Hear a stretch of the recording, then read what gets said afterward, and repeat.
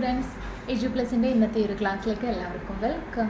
ഇന്ന് നമ്മൾ English revision ആയിട്ടാണ് വന്നിരിക്കുന്നത്. അപ്പോൾ എല്ലാവർക്കും പേടിയുള്ളൊരു സബ്ജക്റ്റാണല്ലോ ഇംഗ്ലീഷ് എന്ന് വെച്ച് കഴിഞ്ഞാൽ. അപ്പോൾ എങ്ങനെ ഇംഗ്ലീഷ് എക്സാമിന് അപ്രോച്ച് ചെയ്യാം?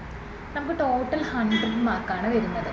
അപ്പം ആ ഒരു 100 മാർക്കിൽ നിന്ന് മിനിമം നിങ്ങളൊരു 26 മാർക്കെങ്കിലും, ഇപ്പം നിങ്ങൾ അസൈൻമെൻറ്റ് സബ്മിറ്റ് ചെയ്തവരാണെങ്കിൽ തീർച്ചയായിട്ടും ഒരു 26 മാർക്കെങ്കിലും കിട്ടിയാൽ മതി നിങ്ങൾക്ക് പാസ്സാവാൻ വേണ്ടിയിട്ട്.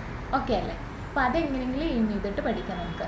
അല്ലെങ്കിലും ഒരു 30 മാർക്കോളം കിട്ടുകയെന്നുണ്ടെങ്കിൽ തീർച്ചയായിട്ടും അതൊരു നല്ല ബെനിഫിറ്റാണ് അല്ലേ. നമ്മളെപ്പോഴും പാസ് മാർക്കിനേക്കാളും കുറച്ചധികം കണ്ടുപിടിക്കേണ്ടതാണല്ലോ, എഴുതിയെടുക്കേണ്ടതാണല്ലോ. അപ്പോൾ അതെങ്ങനെ നേടാം? ടോട്ടൽ 100 മാർക്കുണ്ട്. അപ്പം നിങ്ങൾ ഇതൊരു ടഫായിട്ടുള്ള എക്സാമാണ് അങ്ങനെയൊന്നും മനസ്സിൽ വിചാരിക്കരുത്. നല്ല എളുപ്പമായിട്ട് ഈ ഒരു എക്സാമിൻ്റെ സ്ട്രക്ചർ മനസ്സിലാക്കി കഴിഞ്ഞാൽ പെട്ടെന്ന് തന്നെ നിങ്ങൾക്ക് എഴുതിയെടുക്കാൻ പറ്റുന്നൊരു സബ്ജക്റ്റ് കൂടിയാണ് ഇംഗ്ലീഷ്. ചില ഹിൻഡ് കാര്യങ്ങളൊക്കെ ഈ ഒരു ഇംഗ്ലീഷ് പേപ്പറിൽ തന്നെ ഉണ്ടാവും അല്ലേ. നമ്മളിപ്പോൾ ഹിന്ദി എക്സാം എഴുതുന്നതാണെങ്കിൽ, ചെറിയ ക്ലാസ്സിലൊക്കെ ആണെങ്കിൽ ഹിന്ദി അറിയാത്തവരെന്താണ് ഓൾറെഡി ക്വസ്റ്റ്യൻ പേപ്പറിൽ തന്നെ ആ ഒരു ഹിന്ദി എൻ്റെ ആൻസേഴ്സ് കാണാം നമുക്ക്.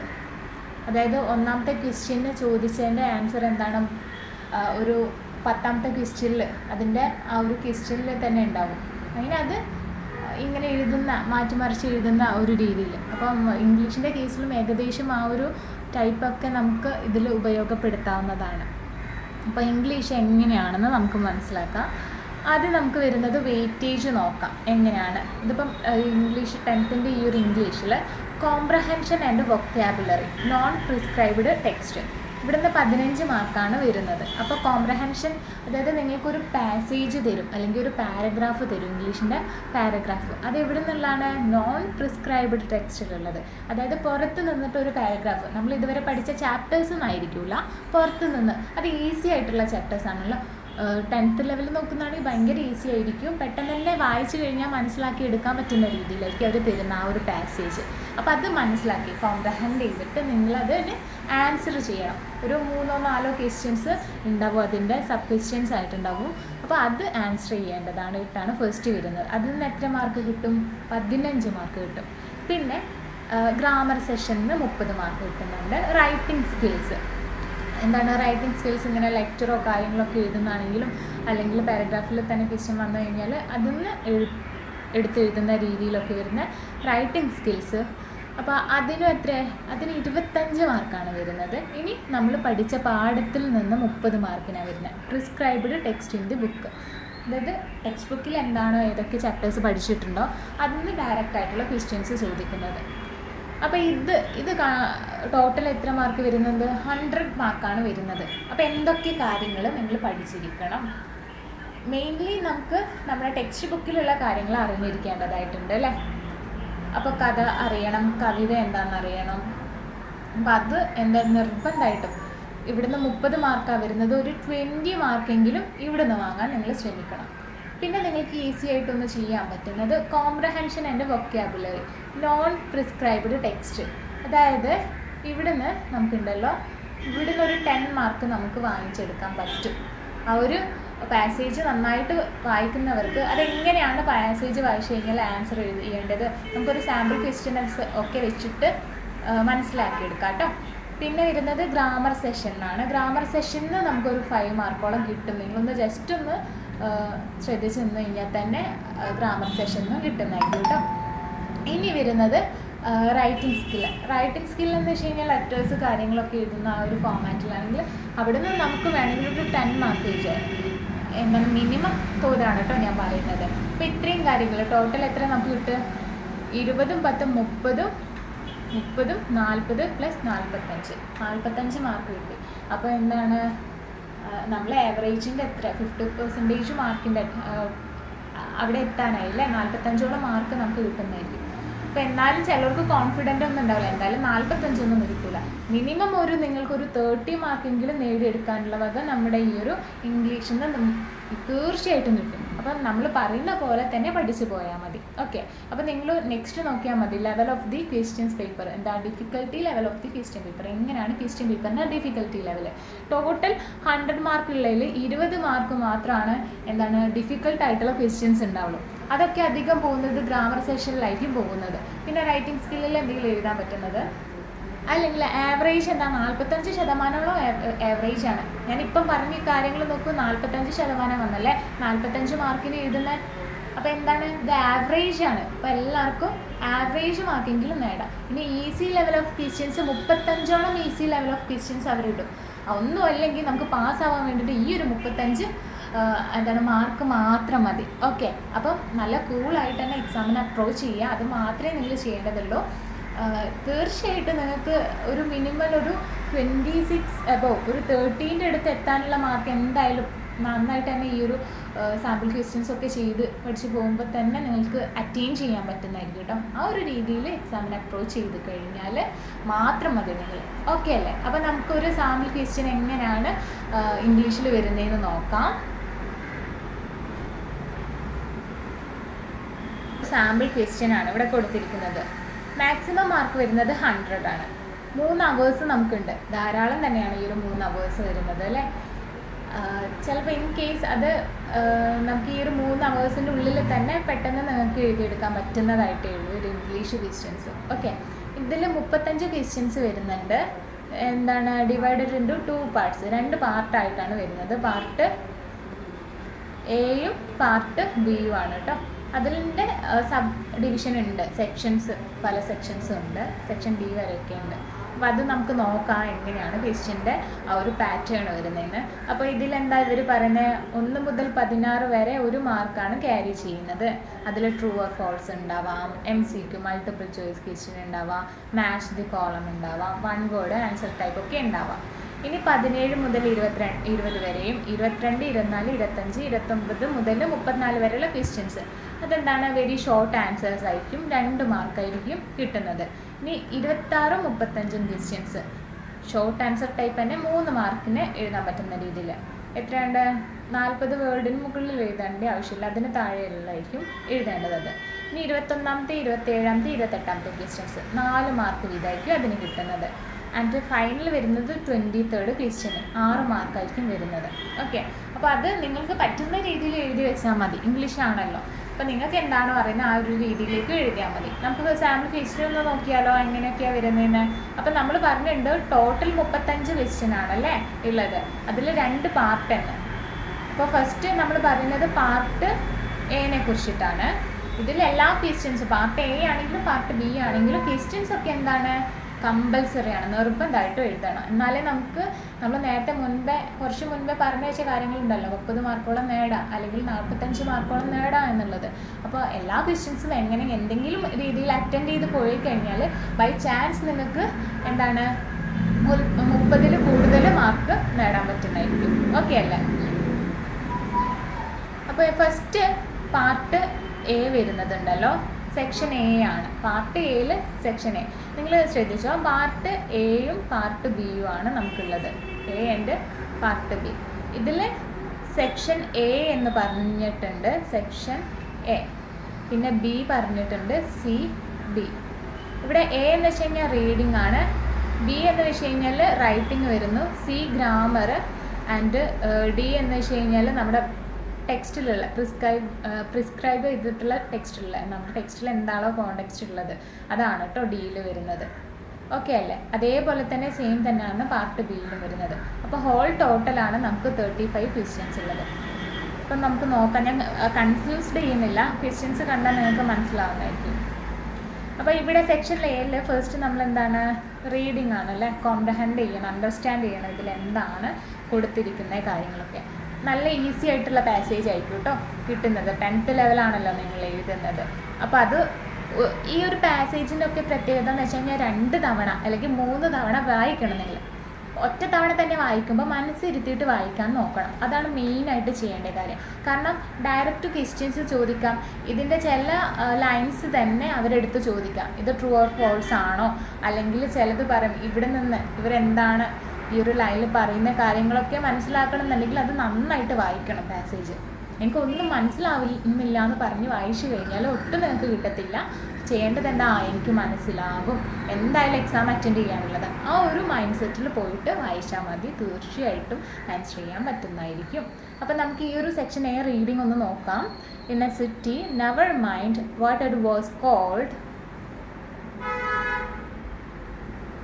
a small girl of about 5. അപ്പോൾ എന്താണ് ഈ ഒരു പാരഗ്രാഫിൽ പറയുന്നത്? In a city never mind what it was cold. അതായത് ഒരു സിറ്റി, ഒരു നഗരം, never mind what it was cold. അപ്പോൾ അതിൻ്റെ പേര് നിങ്ങൾ ചിന്തിക്കേണ്ട ആവശ്യമില്ല, എന്താണ് അതിനെ വിളിക്കുന്നതെന്ന്. അവിടെ ആരാണ് ജീവിക്കുന്നത്? There lived A small girl of about 5. ആ ഒരു നഗരത്തിൽ ഒരു 5 വയസ്സ് മാത്രം പ്രായം വരുന്ന ഒരു കുട്ടി ജീവിച്ചിട്ടുണ്ടായിരുന്നു. Okay. The little girl had a mother and no one else. അപ്പം എന്താണ്? The little girl had a mother. ആ ഒരു ചെറിയ കുട്ടിക്ക് ഒരു അമ്മ മാത്രമായിരുന്നു ഉണ്ടായിരുന്നത്. ഹേർഡ് എ മദർ എന്ന് വെച്ച് കഴിഞ്ഞാൽ എന്താണ്? അമ്മ ആയിരുന്നു ഉണ്ടായിരുന്നത്. ആരാണ് ഉണ്ടായിരുന്നത്? അമ്മ. And no one else. No one else അതെന്താണ്? മറ്റാരും തന്നെ ഉണ്ടായിരുന്നില്ല. അപ്പോൾ അവിടെ എത്ര ആൾക്കാരാണുള്ളത്? ഫസ്റ്റ് പാരഗ്രാഫിൽ പറഞ്ഞു, നഗരത്തിൻ്റെ പേര് അവർ പറഞ്ഞില്ല. ജസ്റ്റ് ഒരു നഗരത്തിൽ ആര് ജീവിക്കുന്നുണ്ട്? ഒരു 5 വയസ്സ് മാത്രം പ്രായം വരുന്ന ഒരു കുട്ടി ജീവിക്കുന്നുണ്ട്. നെക്സ്റ്റ് ലൈനിൽ പറയുന്നത് ആ ഒരു പെൺകുട്ടിക്ക് അമ്മ മാത്രമായിരുന്നു ഉണ്ടായിരുന്നത്. And no one else. ആരാണ്? വേറെ ആരും തന്നെ ഉണ്ടായിരുന്നില്ല. They lived together. അപ്പോൾ എന്താണ്? അവർ ഒരുമിച്ചായിരുന്നു ജീവിച്ചിട്ടുണ്ടായിരുന്നത്. The two of them not well not badly but life of some hardship. എന്തായിരുന്നു അതിൽ പറയുന്നത്? ആ ഒരു പെൺകുട്ടി, അവർ 2 പേരും ജീവിച്ചത് ഒരുമിച്ചാണ് അല്ലേ? ദ ടു ഓഫ് ദം, അവർ 2 പേർക്ക് എന്താണ്? Not well not badly. നല്ലതല്ല എന്നാലും മോശമല്ല, പക്ഷെ ചില പ്രതിസന്ധികളോട് കൂടിയിട്ടുള്ള ജീവിതമായിരുന്നു അവരുടേത്. But life of some hardship അല്ലേ? വലിയ രീതിയിൽ നല്ലതാണെന്നും പറയാൻ പറ്റില്ല, എന്നാലും മോശമല്ല. അങ്ങനെ രീതിയിൽ തട്ടിമുട്ടിയും പോകുന്ന തരത്തിലുള്ള ഒരു പ്രതിസന്ധികളോട് കൂടിയിട്ടുള്ള ആ ഒരു ജീവിതമായിരുന്നു അവർക്ക് വരുന്നത്. The mother was a char woman, അല്ലെങ്കിൽ ചാർ വുമൺ എന്ന് പറയും നമ്മളത്. അതായത് ഇവിടെ ഉണ്ട് കേട്ടോ, ചാർ വുമൺ എന്ന് വെച്ച് കഴിഞ്ഞാൽ നിങ്ങളുടെ ഈ ഒരു കോണ്ടെക്സ്റ്റിൽ തന്നെ ചിലത് നിങ്ങൾക്ക് അറിയാത്ത കാര്യങ്ങൾ അവരിവിടെ കൊടുക്കും. ഇവിടെ കണ്ടോ ഒരു സ്റ്റാർ മാർക്കിൽ കൊടുത്തിരിക്കുന്ന ചാർ വുമൺ എന്ന് വെച്ച് കഴിഞ്ഞാൽ a woman who is employed to clean an office അല്ലേ? ഒരു ഓഫീസ് ക്ലീൻ ചെയ്യുന്ന ആൾക്കാരെയാണ് നമ്മൾ ചാർ വുമൺ എന്ന് പറയുന്നത്. അപ്പോൾ അതുകൂടാതെ ഒരു കൊപ്പക്ക് എന്ന് പറഞ്ഞിട്ടുള്ളൊരു സംഭവം കൊടുത്തിട്ടുണ്ട്, അതവിടെ ഉണ്ടോയെന്ന് നമുക്ക് നോക്കാം. അപ്പോൾ ഈ ഒരു സ്റ്റാർ ഇവിടെ നിങ്ങൾ കണ്ടിട്ടുണ്ടായിരുന്നില്ലേ? സ്റ്റാർ ഇട്ടതാണെങ്കിൽ ഇവിടെ സ്റ്റാർ ഇട്ടു. അപ്പോൾ സ്റ്റാർ ഇട്ട് കഴിഞ്ഞാൽ എന്താണ് അതിൻ്റെ എക്സ്പ്ലനേഷൻ, അതെന്താണ് മീൻ ചെയ്യുന്നതെന്ന് അടിയിൽ അവർ ഇങ്ങനെ കൊടുത്തിട്ടുണ്ടാവും. അപ്പോൾ അത് പോയിട്ടൊന്ന് ചെന്ന് നോക്കണം അതങ്ങനെ ഉണ്ടോ, എന്തുകൊണ്ടാണ് അവർ ആ സ്റ്റാർ ഇട്ടത്. നിങ്ങൾക്ക് മനസ്സിലാവാത്ത വേർഡ് അത് അവർ കൊടുത്തിട്ടുണ്ടാവും കേട്ടോ. അത് ഇംഗ്ലീഷിൽ തന്നെ ആയിരിക്കും ട്രാൻസ്ലേഷൻ കൊടുത്തിട്ടില്ല. അപ്പോൾ സ്റ്റാർ വുമൺ എന്ന് വെച്ച് കഴിഞ്ഞാൽ എന്താണ്? ദാറ്റ് ഈസ് ആ ഒരു ഓഫീസ് ക്ലീൻ ചെയ്യുന്ന ലേഡി ആയിരുന്നു ഈ ഒരു 5 years ഓൾഡ് ആയിട്ടുള്ള കുട്ടിയുടെ അമ്മ. The income was meagre every kopeck. അപ്പോൾ എന്താണ് അവിടെ ഉണ്ടായിരുന്ന വരുമാനം വളരെ കുറവായിരുന്നു അല്ലേ? The income was meagre. അപ്പോൾ എന്താണ് അമ്മയ്ക്ക് കിട്ടുന്ന വരുമാനം കുറവായിരുന്നു. എവറി കൊപ്പക്ക്. കൊപ്പക്ക് എന്ന് വെച്ച് കഴിഞ്ഞാൽ നമ്മൾ നേരത്തെ കണ്ടു അല്ലേ? ഇവിടെ കണ്ടോ നിങ്ങൾ സ്റ്റാർ മാർക്ക് കണ്ടു അല്ലേ? ഇവിടെ സ്റ്റാർ മാർക്ക് കണ്ടല്ലോ. അപ്പോൾ എന്താണ് അതിൻ്റെ ട്രാൻസ്ലേഷന് താഴെ ഉണ്ടാവും. അപ്പോൾ അതൊന്ന് ചെന്ന് നോക്കാം നമുക്ക്. അപ്പോൾ കൊപ്പക്ക് എന്ന് വെച്ച് കഴിഞ്ഞാൽ name of currency or money used in Russia at that time. അപ്പോൾ എന്താണ് റഷ്യയിൽ യൂസ് ചെയ്തിട്ടുണ്ടായിരുന്ന മണി അല്ലെങ്കിൽ കറൻസിയാണ് കൊപ്പക്ക് എന്ന് പറയുന്നത്. അപ്പോൾ ഈ ഒരു ഏത് സിറ്റിയിൽ അവർ താമസിക്കുന്ന റഷ്യയിലെ ഏതോ ഒരു നഗരപ്രദേശത്താണ് അമ്മയും മോളും താമസിക്കുന്നത്. അപ്പോൾ അതുകൊണ്ടാണ് കൊപ്പക്ക് എന്ന് വെച്ച് കഴിഞ്ഞാൽ നമ്മുടെ ഇന്ത്യൻ റുപ്പി പോലെയുള്ള റഷ്യയിലുള്ള ഒരു മണിയാണത്. Had to be saved. അപ്പോൾ എന്താണ് അതുകൊണ്ട് തന്നെ ഹാഡ് ടു ബി സേവ്ഡ്. ഇവർക്ക് എന്താണ് ആ ഒരു അമ്മയുടെ ഇൻകം ആയിട്ടുള്ള കൊപ്പക്ക് അത് സൂക്ഷിക്കേണ്ടി വന്നിരുന്നു. But the girl was fed dressed and had shoes on her feet. പക്ഷെ എന്നിരുന്നാൽ എന്താണ് പെൺകുട്ടി ഭക്ഷണമൊക്കെ കഴിച്ചിട്ടുണ്ടായിരുന്നു, നന്നായിട്ട് വസ്ത്രം ധരിച്ചിട്ടുണ്ടായിരുന്നു. പിന്നെന്താണ് അവർക്ക് എന്താണ് വേണ്ടിയിട്ടുള്ള ചെരുപ്പ് കാര്യങ്ങളൊക്കെ കിട്ടിയിട്ടുണ്ടായിരുന്നു. And the mother brought a lot of different goodies from the hospital. കൂടാതെ എന്താണ് അമ്മ ആശുപത്രിയിൽ നിന്ന് ചെറിയ സമ്മാനങ്ങളൊക്കെ കൊണ്ടുവരാറുണ്ടായിരുന്നു. അപ്പോൾ ഗുഡീസ് എന്ന് വെച്ച് കഴിഞ്ഞാൽ ചില ചെറിയ സമ്മാനങ്ങൾ അതൊക്കെ ഹോസ്പിറ്റലിലാണ് കേട്ടോ വർക്ക് ചെയ്യുന്നത്. അവിടെ ക്ലീനിങ് തൊഴിലാളിയായിട്ടാണ് വരുന്നത്. അപ്പം സം കാൻഡി, സംടൈംസ് ആപ്പിൾസ്. അപ്പോൾ എന്തൊക്കെയാണ്? ചിലപ്പോൾ മിഠായികളാണ് കൊണ്ടുവരുന്നത്, സം കാൻഡി, അല്ലെങ്കിൽ സംടൈംസ് ആപ്പിൾസ്. ആപ്പിൾ അവിടെ രോഗികൾക്കൊക്കെ കൊടുക്കുന്ന ആപ്പിൾ ഉണ്ടാക്കില്ലേ, അതൊക്കെ അവർ പോകുന്നതാണെങ്കിൽ ബാക്കി വരുന്നത് ആർക്ക് കൊടുക്കുന്നുണ്ട്? ഈ ഒരു കുട്ടിയുടെ അമ്മയ്ക്ക് കൊടുക്കാറുണ്ട് അല്ലേ? The patients often gave her treats, especially when they were being discharged. അപ്പോൾ എന്താണ് അവിടെ ഉണ്ടായിരുന്ന രോഗികൾ ഡിസ്ചാർജ് ചെയ്യുന്ന ടൈമിൽ അവർക്ക് എന്ത് കൊടുത്തിട്ടുണ്ട്? ചില രീതിയിൽ ട്രീറ്റ്സ് കാര്യങ്ങളൊക്കെ അല്ലേ, എന്തെങ്കിലും അവരുടെ കൈവശമുള്ള എന്തെങ്കിലും കാര്യങ്ങളായിട്ടായി കൊടുക്കാം, ലെഫ്റ്റ് ഓവേഴ്സ് വരുന്നത് അല്ലേ, കൈവശം ബാക്കി വരുന്നത് കൊടുക്കാം, അല്ലെങ്കിൽ എന്തെങ്കിലും ചെറിയൊരു രീതിയിൽ ഇപ്പം നമ്മളിപ്പോൾ ബേബീസൊക്കെ ബോൺ ചെയ്ത് കഴിഞ്ഞാൽ അല്ലേ മധുരം കൊടുക്കാറുണ്ട് നമ്മളവിടെയുള്ള ഹോസ്പിറ്റലിൽ വർക്ക് ചെയ്യുന്നവർക്കും കൂടി നിൽക്കുന്നവർക്കൊക്കെ. അതേപോലെ തന്നെ എന്തെങ്കിലും ട്രീറ്റ്സ് കാര്യങ്ങളോ അല്ലെങ്കിൽ അവരുടെ കയ്യിൽ ബാക്കി ഉണ്ടായിരുന്ന കാര്യങ്ങളൊക്കെ ഇങ്ങനെ ഡിസ്ചാർജ് ചെയ്ത് പോകുന്ന ടൈമിൽ ഇവരുടെ അമ്മയ്ക്ക് കൊടുക്കാറുണ്ട്. And they were too happy to bother about carrying things back and so gave them away to the little girl's mother. അപ്പോൾ എന്താണ്, അതുകൊണ്ട് തന്നെ ഇവർ ഭയങ്കര ഹാപ്പിയായിരുന്നു ഈ കാര്യങ്ങളൊക്കെ കൊടുക്കുമ്പോൾ. ഈ അമ്മയ്ക്ക് ഇതൊക്കെ കൊടുക്കുമ്പോഴും അവരും ഭയങ്കര രീതിയിൽ ഇത്രയും ചെറിയ കാര്യങ്ങളൊക്കെ കൊടുക്കുകയാണല്ലോ, അവരും നന്നായിട്ട് സന്തോഷിച്ചിട്ടുണ്ടായിരുന്നു. They even gave away oranges. അപ്പോൾ എന്താണ്, അതുകൂടാതെ എന്താണ്, ചിലപ്പോൾ അവർ ഓറഞ്ചും കൊടുക്കാറുണ്ടായിരുന്നു അല്ലേ.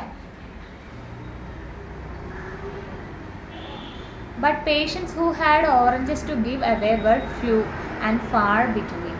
ഇപ്പം എന്താണ്, പക്ഷെ ഓറഞ്ച് തരുന്ന രോഗികൾ കുറവായിരുന്നു. ആൻഡ് അവർ എന്താണ് മറ്റൊരു ഇവിടെ പെർഹാപ്സ് ദേ വൺ ടു അതർ ഹോസ്പിറ്റൽ അല്ലേ, അതുകൊണ്ട് ഓറഞ്ച് കൊടുക്കുന്ന രോഗികൾ ഇവിടെ എന്താണ് കുറവായിരുന്നു എന്നാണ് പറയുന്നത്. അവർ മറ്റൊരു ആശുപത്രിയിലേക്ക് പോയിരിക്കാം, അതുമല്ലെങ്കിൽ perhaps they were discharged less frequently.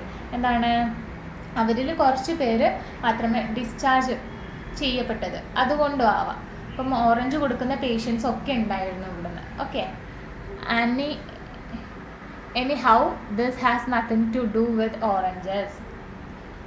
എന്തായാലും ഇത് ഓറഞ്ചുകളെ കുറിച്ച് പറയുന്നതല്ല. Okay, anyhow this has nothing to do with oranges. We still alive, the mother joked. അപ്പോൾ എന്താണ് will still alive എന്ന് വെച്ച് കഴിഞ്ഞാൽ നമുക്ക് ഇനിയും കൂടെ ജീവിക്കാനാകും. ഇവരമ്മ അത് പറഞ്ഞ് ജോക്ക് ചെയ്യാന്ന് വെച്ചാൽ അമ്മ അത് പറഞ്ഞ് ചിരിച്ചു അല്ലേ, നമുക്ക് ജീവിക്കാനാകുന്നത് ആ ഒരു ഗേളും പറഞ്ഞ് എഗ്രി ചെയ്യണം, അമ്മേനോടൊപ്പം തന്നെ സമ്മതിക്കാണത്. Frankly speaking, the girl badly needed a wonderful blue ball which she and her mother had seen in a toy shop. ഇപ്പം ഫ്രാങ്ക്ലി സ്പീക്കിംഗ് എന്ന് വെച്ച് കഴിഞ്ഞാൽ നല്ല രീതിയിൽ പറയാമെന്നുണ്ടെങ്കിൽ the girl badly needed a wonderful blue ball. എന്താണ്, ആ ഒരു പെൺകുട്ടിക്ക് നല്ലൊരു ബോൾ, നീല ബോൾ വേണം എന്നുള്ള അത്രയ്ക്കൊരു ആഗ്രഹം ഉണ്ടായിരുന്നു. Which she and her mother had seen a toy shop. ഇതെന്താണ്, ആ അമ്മയും മോളും പുറത്തിങ്ങനെ പോകുമ്പോൾ ഒരു ടോയ് ഷോപ്പിൽ അത് കണ്ടിട്ടുണ്ടായിരുന്നു. അപ്പോൾ അവിടെ നിന്നിട്ടാണ് ആ മോൾക്ക് ഒരു നീല ബോൾ വേണമെന്ന് ആഗ്രഹം തോന്നിയിട്ടുണ്ടായിരുന്നത്. She felt she simply must acquire it for a truly happy life. അപ്പോൾ അവൾക്ക് അത് കണ്ടപ്പോൾ എന്താണ് തോന്നിയിട്ടുണ്ടായിരുന്നത്, അത് കിട്ടിയാൽ, ആ ഒരു ബ്ലൂ ബോൾ കിട്ടിയാൽ മാത്രമേ അവളുടെ ജീവിതം നല്ല വർത്ത്ഫുൾ ആയിരിക്കും, അല്ലെങ്കിൽ നല്ല സന്തോഷത്തോടെ നിറഞ്ഞതായിരിക്കും എന്ന് അവൾക്ക് തോന്നി. അങ്ങനെ if you remember what it was like when you were 5, you will understand what the girl felt when the blue ball finally turned up in the girl's hands. അപ്പോൾ എന്താണ്, അപ്പോൾ നമ്മളോടായിട്ട് പറയുന്നത് if you remember what it was like when you were 5. എന്താണ്, നിങ്ങൾക്ക് ഓർമ്മയുണ്ടോ, നിങ്ങൾക്കും ആ ഒരു 5 വയസ്സായിരുന്നപ്പം എന്തായിരുന്നു ഈ ഒരു ഗേളിൻ്റെ സ്ഥാനത്ത് നിങ്ങളായിരുന്നെങ്കിൽ നിങ്ങൾക്കും ഇതേപോലെ തന്നെ ആയിരിക്കും ഒരു മോഹം ഉണ്ടായിരുന്നത്. അപ്പം ഇപ്പം ആ കുട്ടിക്ക് എങ്ങനെയാണ് ഉള്ളത് തോന്നുന്നത്, ആ ഒരു വികാരം നിങ്ങൾക്ക് മനസ്സിലാവുന്നുണ്ടല്ലോ എന്ന്. U will understand what the girl felt. Okay, അപ്പം when the blue ball finally turned up in the girl's hand. അപ്പം എങ്ങനെയാണ് നമുക്ക് മനസ്സിലാവുന്നത്? അതായത് ആ ഒരു ബ്ലൂ ബോൾ അവസാനം അവളുടെ കൈകളിലേക്ക് എത്തിയിരിക്കുകയാണ്. അപ്പം ആ ഒരു ടൈമിൽ നമ്മളോടായിട്ട് ഓതർ പറയുകയാണ്, നിങ്ങൾക്കും മനസ്സിലാവുണ്ടാവില്ല, നിങ്ങൾ ആ ഒരു 5-ാം വയസ്സിലൊക്കെ നമുക്ക് കിട്ടിയ കാര്യങ്ങൾ എന്തെങ്കിലും പുതുതായിട്ട് കിട്ടിയതാണെങ്കിൽ നമ്മൾ എന്തായിരിക്കും എത്ര ഹാപ്പി വി ആർ അല്ലേ, നമ്മൾ എത്രത്തോളം ഹാപ്പി ആയിട്ടുണ്ടാവും. ആ കാര്യങ്ങൾ അത് തന്നെയാണ് ഇവിടെ ഈ കുട്ടിക്കും സംഭവിച്ചതെന്നാണ് ഓതർ പറയുന്നത്. When the ball bounced, the little girl bounced and even mother gave a little bounce because happiness makes everyone bounce a bit. അപ്പോൾ എന്താണ് ആ ഒരു ബോൾ ബൗൺസ് ചെയ്ത് കഴിഞ്ഞപ്പോൾ എങ്ങനെ ബൗൺസ് ചെയ്യാന്ന് വെച്ച് കഴിഞ്ഞാൽ മുകളിലേക്ക് എറിയപ്പെട്ടപ്പോൾ അല്ലേ, അത് ആ ഒരു ലിറ്റിൽ ഗേളും അതിനോടൊപ്പം അവളുടെ അമ്മയും കൂടെ അത് ബൗൺസിൽ പങ്കെടുക്കുകയാണ് ചെയ്യുന്നത് അല്ലേ. Because happiness makes every one bounce A bit. എന്താണ് നമ്മളും ഇപ്പോൾ ഈ ഒരു ഓതർ എന്താ അവസാനമായിട്ട് പറഞ്ഞു നിർത്തുന്നത്, അതായത് ശരിക്കും ജീവിതത്തിൽ സന്തോഷം വരുന്നതാണെങ്കിൽ അത് ഇതേപോലെ തന്നെ ഈ ഒരു ബോൾ ബൗൺസ് ചെയ്യുന്ന പോലെ തന്നെ അത് എല്ലാവരിലേക്കും പടരുന്നതാണ്. ഇതിപ്പം മകളിൽ നിന്ന് അമ്മയും ഈ ഒരു ബൗൺസ് ചെയ്യുകയാണെങ്കിൽ ബോളിൻ്റെ ഒപ്പം തന്നെ ഇതാവാണ്. അപ്പോൾ ഇത്രയേ ഉള്ളൂ നമ്മുടെ ഈ ഒരു പാസേജ് വരുന്നത്. ഇനിയിപ്പോൾ പാസേജ് അനുസരിച്ചിട്ടുള്ള ക്വസ്റ്റ്യൻസ് ആണ് നമ്മളോട് ചോദിക്കുന്നത്. അപ്പോൾ എങ്ങനെ ഈ ഒരു പാസേജ് ഇപ്പം വായിച്ചല്ലോ ഇത്രയും കാര്യങ്ങൾ. അപ്പോൾ ഇത് എൻ്റെ ഒരു ഹെൽപ്പ് കൊണ്ട് നിങ്ങൾക്ക് ഇപ്പം മനസ്സിലായി എന്താ സംഭവം. ഇനിയിപ്പം നെക്സ്റ്റ് നിങ്ങൾ ആയിട്ട് ഒരു സ്വന്തം പാസേജ് നിങ്ങൾക്ക് കിട്ടുന്നതാണെങ്കിൽ എന്താ ചെയ്യേണ്ടത്, ഈ ഒരു പാസേജ് ടൈപ്പ് ക്വസ്റ്റ്യൻസ് 2-3 പ്രാവശ്യം അത് വായിക്കണം. അതിനുശേഷം മാത്രം ആൻസർ ചെയ്യാൻ പോവാട്ടോ. അപ്പോൾ നമുക്ക് ക്വസ്റ്റ്യൻ നോക്കാം. Based on your understanding of the above passage write true or false. അപ്പോൾ എന്താണ് നമ്മൾ വായിച്ചതിന് പ്രകാരം ഈ താഴെ തന്നിരിക്കുന്ന 3 ഓപ്ഷൻസ് ഉണ്ട്, അത് ട്രൂ ഓർ ഫോൾസ് ആണോ എന്ന് എഴുതാം. ജസ്റ്റ് ട്രൂ ആണോ ഫോൾസ് ആണോ എന്ന് എഴുതാൻ മാത്രമേ നിങ്ങളോട് ചോദിച്ചിട്ടുള്ളൂ. അതിൽ എക്സ്പ്ലനേഷൻ ഒന്നും കൊടുക്കാൻ പറഞ്ഞിട്ടില്ല. അപ്പോൾ ഒന്നും അറിയാത്തതാണെങ്കിൽ നിങ്ങൾ ജസ്റ്റ് ഈ ഒരു ട്രൂ ഓർ ഫോൾസ് കേസിൽ നമുക്ക് പാസേജ് മുകളിൽ തന്നിട്ടുണ്ടല്ലേ, അതേപടി ഏതെങ്കിലും സെൻറ്റൻസ് ഉണ്ടോയെന്ന് അതേപടിയാണ് കേട്ടോ. എന്തെങ്കിലും കുറച്ച് വേർഡ്സ് മാറിക്കഴിഞ്ഞിട്ട് വരുന്നതാണെങ്കിൽ അത് നെവർ മൈൻഡ്, അത് നിങ്ങൾ ചെയ്യാൻ നിൽക്കണ്ട. അപ്പോൾ അത് ഫോൾസ് എന്ന് എഴുതി കൊടുത്തേക്കും. അല്ലെങ്കിൽ എന്താണ് ട്രൂ ആയിട്ട് തന്നെ അതേപോലെ തന്നെ ഏതെങ്കിലും ലൈൻസ് ഉണ്ടോയെന്ന് നോക്കാം നമുക്ക് തന്നിരിക്കുന്ന ഓപ്ഷൻസ്. അങ്ങനെ ഉണ്ടെങ്കിൽ അതൊന്ന് ഡബിൾ ചെക്ക് ചെയ്യുക, ഇത് തന്നെയാണോ ആ ഒരു പാസേജിൽ വന്നിരിക്കുന്നതെന്ന്. അങ്ങനെയാണെങ്കിൽ അത് ട്രൂ ആയിട്ട് എഴുതാം, അല്ലെങ്കിൽ അത് ഫോൾസ് ആയിട്ട് എഴുതാം. അപ്പോൾ ഇവിടെ നമുക്ക് നോക്കാം. The passage highlights the concern of A mother for her child. അപ്പോൾ എന്താണ് ഈ ഒരു പാസേജ് ഒരു അമ്മയ്ക്ക് മകളെക്കുറിച്ചുള്ള ആശങ്കകളെ അല്ലെങ്കിൽ അവളെക്കുറിച്ചുള്ള ഇതിനെ പ്രതിപാദിക്കുന്നുണ്ടെന്ന് അല്ലേ. Concern of A mother for her child. എന്താണ് ഈ പാസേജ് ഒരു അമ്മയുടെ മകളെക്കുറിച്ചുള്ള ആശങ്കകളെ പ്രതിപാദിക്കുന്നുണ്ട്. അപ്പോൾ അത് ശരിയായിട്ടുള്ള സ്റ്റേറ്റ്മെൻ്റ് ആണോ എന്നാണ് ചോദിക്കുന്നത്. ആണോ? ഇപ്പം കഥ വായിച്ച് പിന്നെ നിങ്ങൾക്ക് മനസ്സിലായിട്ടുണ്ടാവും അല്ലേ, ഇതൊരു മൊത്തത്തിലുള്ള തീമിനെ ബേസ് ചെയ്തിട്ടുള്ള ക്വസ്റ്റ്യനാണ്, നമ്മളോടായിട്ട് ചോദിക്കുന്നതാണ്. അപ്പോൾ ഇതിൽ ശരിയല്ലേ സംഭവം പറഞ്ഞത്? കൺസേൺ ചെയ്യാന്ന് വെച്ചാൽ അല്ലെ അത് ആശങ്ക അതിനെ പ്രതിപാദിപ്പിക്കുന്ന സംഭവമാണോ എന്നാണ് ചോദിക്കുന്നത്. അപ്പോൾ അതെന്താണ് ട്രൂ ആയിട്ടുള്ളൊരു സ്റ്റേറ്റ്മെൻ്റ് ആണ് അല്ലേ. അപ്പോൾ ട്രൂ ആണെന്ന് പറയാം. The mother and the daughter were not generally satisfied with that what they had. അപ്പോൾ രണ്ടാമത്തെ ക്വസ്റ്റ്യൻ എന്താ വരുന്നത്? The mother and the daughter. Mother എന്ന് വെച്ച് കഴിഞ്ഞാൽ അമ്മ, ആൻഡ് ദി ഡോട്ടർ എന്ന് വെച്ച് കഴിഞ്ഞാൽ മകൾ. അമ്മയും മകളും were not generally satisfied with that they had.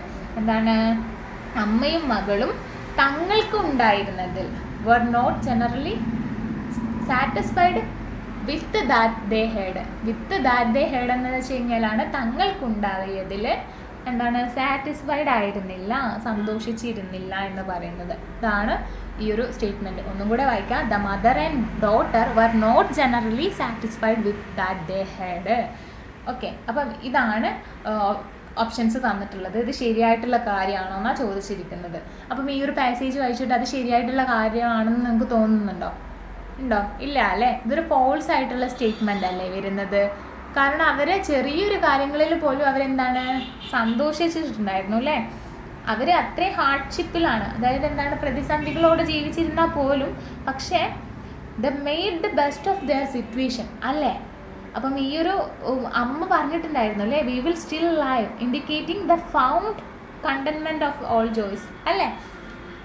എന്താണ് നമ്മളിപ്പോഴും ജീവിച്ചിരിക്കുന്നത്, ഇത്രയും പ്രതിസന്ധിയോട് കൂടെ ഉണ്ടായിട്ട് നമ്മൾ ജീവിച്ചിരിക്കുന്നതെന്ന് അമ്മ പറഞ്ഞിട്ടുണ്ടായിരുന്നില്ലേ. ഇതായത് ഈ ഒരു പാരഗ്രാഫിൽ നോക്ക്, നിങ്ങൾ ഇവിടെ വി വിൽ സ്റ്റിൽ അല്ലേ, സ്റ്റിൽ ലിവ് അല്ലേ, അമ്മ ആ ഒരു ജോക്ക് അടിക്കുന്നുണ്ട് ഇങ്ങനെ. ഇപ്പോൾ ഇത്രയും പ്രതിസന്ധി ഉണ്ടായിട്ട് പോലും നമ്മൾ ജീവിക്കുന്നുണ്ടെന്ന്. അപ്പോൾ അതെന്താണ്, അവർ ആ ഒരു സിറ്റുവേഷനുമായിട്ട് പൊരുത്തപ്പെട്ടിട്ടുണ്ട്. അവരുടെ ലൈഫിൽ വരുന്ന ചെറിയ കാര്യങ്ങൾ പോലെ അവർ സാറ്റിസ്ഫൈഡ് ആണ്. ഇവിടെ നമ്മളോടുള്ള ക്വസ്റ്റ്യൻ എന്ന് വെച്ച് കഴിഞ്ഞാൽ ഇവർ അതിൽ സാറ്റിസ്ഫൈഡ് അല്ല എന്നാണ്, വർ നോട്ട് എന്നാണ് പറയുന്നത് അല്ലേ, സാറ്റിസ്ഫൈഡ് അല്ല എന്ന്. അപ്പോൾ അതുകൊണ്ട് എന്താണ്, ഈ ഒരു സ്റ്റേറ്റ്മെൻറ്റ് തെറ്റാണ്. തെറ്റായതുകൊണ്ട് ഇത് ഫോൾസ് ആയിട്ടുള്ള സ്റ്റേറ്റ്മെൻ്റ് ആണ്.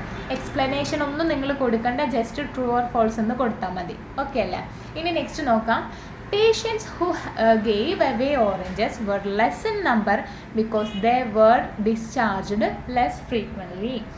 അപ്പോൾ ഇവിടെ എന്താ പറയുന്നത്, patient who gave away oranges, എന്താണ്, ഓറഞ്ച് നൽകുന്ന രോഗികളുടെ എണ്ണം കുറവായിരുന്നു എന്ന്.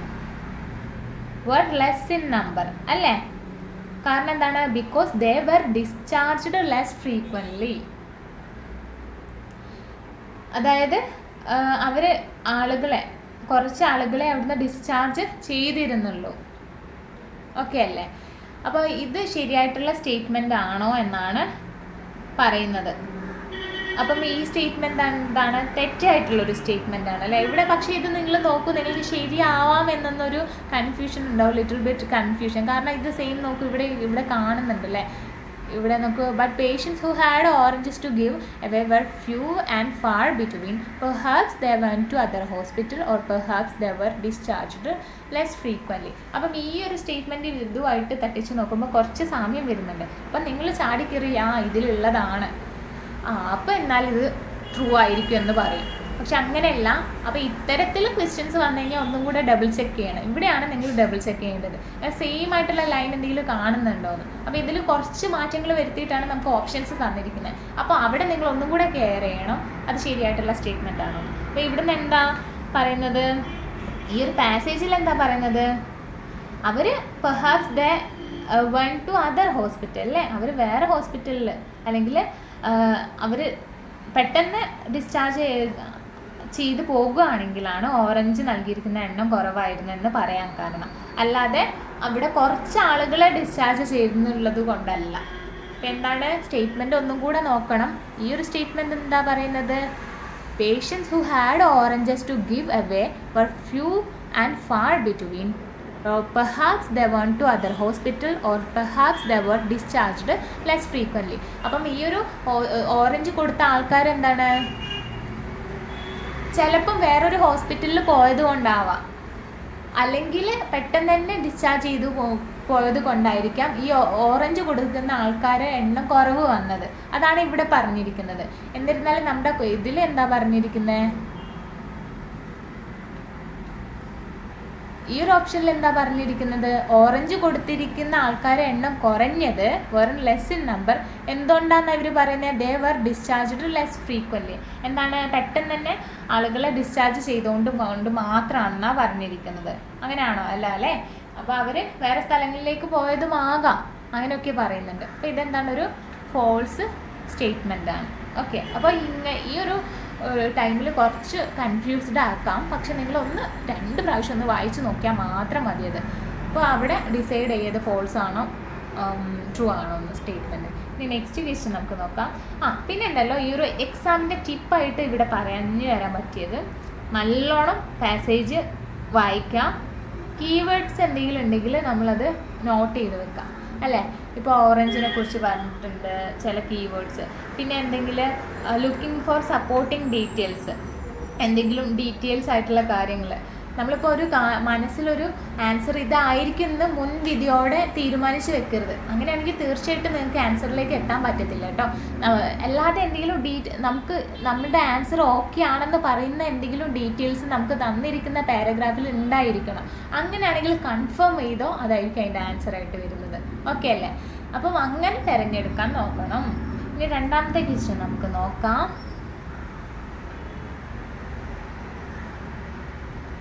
Answer the following question in one word. Who bounced with the ball? അപ്പോൾ എന്താണ്, ഒരു വേർഡിൽ ഒറ്റ വാക്കിൽ ഉത്തരം എഴുതാൻ വേണ്ടിയിട്ടാണ് രണ്ടാമത്തെ ക്വസ്റ്റ്യൻ. 1 വേർഡ് എന്ന് വെച്ച് കഴിഞ്ഞാൽ ഒറ്റ വാക്കിൽ ഉത്തരം എഴുതാൻ. Who bounced with the ball? അപ്പോൾ ആരാണ് ബോളുമായിട്ട് ബൗൺസ് ചെയ്തിട്ടുണ്ടായിരുന്നത്? അപ്പോൾ ഇതെന്താ ഹു ബൗൺസ്ഡ്, ഇവിടെ ഒരു കീവേഡ് വന്നിട്ടുണ്ട് അല്ലേ, ബൗൺസ്ഡ് എന്ന്. ഈ ഒരു ബൗൺസ്ഡ് എന്ന് നമ്മൾ എവിടെ കണ്ടിട്ടുണ്ടത്, ലാസ്റ്റ് ആ ഒരു പാരഗ്രാഫ്സിൽ കണ്ടിട്ടുണ്ട്, ബൗൺസ് ചെയ്തിട്ടുണ്ടായിരുന്നു. ആരാണ് ബൗൺസ് ചെയ്തിട്ടുണ്ടായിരുന്നതെന്നാണ് ക്വസ്റ്റ്യൻ ചോദിച്ചത്. അപ്പോൾ ഈ ഒരു കീവേഡ് ഇവിടെ എവിടെയാണ് കാണുന്ന, ബൗൺസ് ചെയ്തതിന് അതെ അല്ലേ, ഇവിടെ ബൗൺസ് ചെയ്തത് പറയുന്നുണ്ട്. പിന്നെന്താണ്, little girl bounced, mother gave a little bounce. അപ്പോൾ എന്താണ് ബൗൺസ്ഡ് എന്ന് പറഞ്ഞിട്ടുള്ള കീവേഡ് കിട്ടിക്കഴിഞ്ഞു നമുക്ക്. ഇനിയിപ്പോൾ അത് ആരൊക്കെയാണെന്നാണ് നമ്മളോട് ക്വസ്റ്റ്യൻ ചോദിക്കുക. ആരൊക്കെയാണ്, ഇവിടെ ലിറ്റിൽ ഗേൾ പറഞ്ഞിട്ടുണ്ട്, അവരുടെ അമ്മ അല്ലേ, mother gave a little bounce. ആരൊക്കെയാണ്, അപ്പോൾ ഹൂ ഗേവ്, എന്താണ് ക്വസ്റ്റ്യൻ വരുന്നത്, who bounced with the ball എന്നാണ് അല്ലേ. അപ്പോൾ ആരൊക്കെയെന്നല്ല, ഹൂ ബൗൺസ്ഡ് അല്ലേ, ആരാണ് ബൗൺസ് ചെയ്തിട്ടുണ്ടായിരുന്ന ബോളുമായിട്ട്. അപ്പോൾ ഇവിടെ നമ്മുടെ ലിറ്റിൽ ഗേളും ചെയ്തിട്ടുണ്ട്, കൂടാതെ അവളുടെ അമ്മയും ചെയ്തിട്ടുണ്ട് അല്ലേ, little girl and her mother. അപ്പം അത് ആൻസർ ചെയ്താൽ കിട്ടും, അതാണ് ശരിയായിട്ടുള്ള ആൻസർ വരുന്നത്. How many members are there in the family എന്നാണ് രണ്ടാമത്തെ ക്വസ്റ്റ്യൻ വരുന്നത്. ഹൗ മെനി മെമ്പേഴ്സ് എന്ന് വെച്ച് കഴിഞ്ഞാൽ അംഗങ്ങൾ അല്ലേ, എത്ര അംഗങ്ങളുണ്ട്, are there in the family, ആ ഒരു ഫാമിലിയിൽ എത്ര മെമ്പേഴ്സ് ഉണ്ടെന്ന്. ഇതൊക്കെ ഭയങ്കര ഈസി അല്ലേ, നിങ്ങൾക്ക് പെട്ടെന്ന് തന്നെ വായിച്ചാൽ നമുക്ക് കിട്ടൂലേ എത്ര മെമ്പേഴ്സ് ഉണ്ടെന്ന്. എന്താണ് ആ ഒരു പാരഗ്രാഫിൽ ഫസ്റ്റ് തന്നെ ഞാൻ പറഞ്ഞിട്ടുണ്ടായിരുന്നു, there are no one else, only she and her mother അല്ലേ. ആ ഒരു ലിറ്റിൽ ഗേളും ഉണ്ടായിരുന്നു, അവളുടെ അമ്മ മാത്രമേ ഉണ്ടായിരുന്നുള്ളൂ, വേറെ ആരും തന്നെ ഉണ്ടായിരുന്നില്ല. അപ്പോൾ എന്താണ് ഫാമിലി മെമ്പേഴ്സ് എത്രയാണ്, 2 ആണ് അല്ലേ വരുന്നത്. ദ പാസേജ് മെൻഷൻ ചെയ്തിട്ടുണ്ട്, ആ ഒരു ഡോട്ടറും അമ്മയും മാത്രമാണ് അവിടെ ലിവ്ഡ് ടുഗെദർ. ഞാൻ ഒന്നും കൂടെ പാസേജ് പറഞ്ഞിരുന്നില്ല, എന്നിരുന്നാലും നമുക്ക് മനസ്സിലാകും. What did the mother do, what did the mother do, do ചെയ്യാന്ന് വെച്ചാൽ എന്തോ വർക്ക് ചെയ്യുന്നത് അല്ലേ. അപ്പോൾ എന്താണ് അമ്മ ചെയ്യുന്ന വർക്ക് എന്നാണ് ഇവിടെ ക്വസ്റ്റ്യൻ ചോദിച്ചിട്ടുള്ളത്. പറയില്ലേ എന്താ അമ്മ ചെയ്യുന്ന വർക്ക് എന്ന്, നമ്മൾ പഠിച്ചിട്ടുണ്ടായിരുന്നു അല്ലേ. She is A charred woman ആണല്ലേ, ക്ലീനിങ് വർക്കറാണ്, ഒരു ഓഫീസ് അല്ലെങ്കിൽ ഹോസ്പിറ്റൽ ക്ലീൻ ചെയ്യുന്ന വർക്കറാണ്. അപ്പോൾ നിങ്ങൾക്ക് എന്ത് എഴുതാം, ചാർഡ് വുമൺ എന്ന് നിങ്ങൾക്ക് ഇവിടെ ആൻസർ ചെയ്താം. ഓക്കെ അല്ലേ. അപ്പോൾ ഇത് ഈ ഒരു ക്വസ്റ്റ്യനിൽ എങ്ങനെയാണ് നമ്മൾ പറയുന്നത്, ഡയറക്റ്റ് ക്വസ്റ്റ്യൻസ് ഇങ്ങനെ ചോദിക്കുകയാണ്. അത് പോയിന്റ് ആയിട്ടുള്ള കാര്യങ്ങൾ കീവേഡ് കണ്ടുപിടിക്കുക, ഇതങ്ങനെയാണെന്ന് നോക്കാം, ഓക്കെ ആണെങ്കിൽ ജസ്റ്റ് ക്ലിക്ക് ചെയ്യാം. അപ്പോൾ ഇനി നെക്സ്റ്റ് നോക്കാം, pick out the correct word as instructed from the above passage.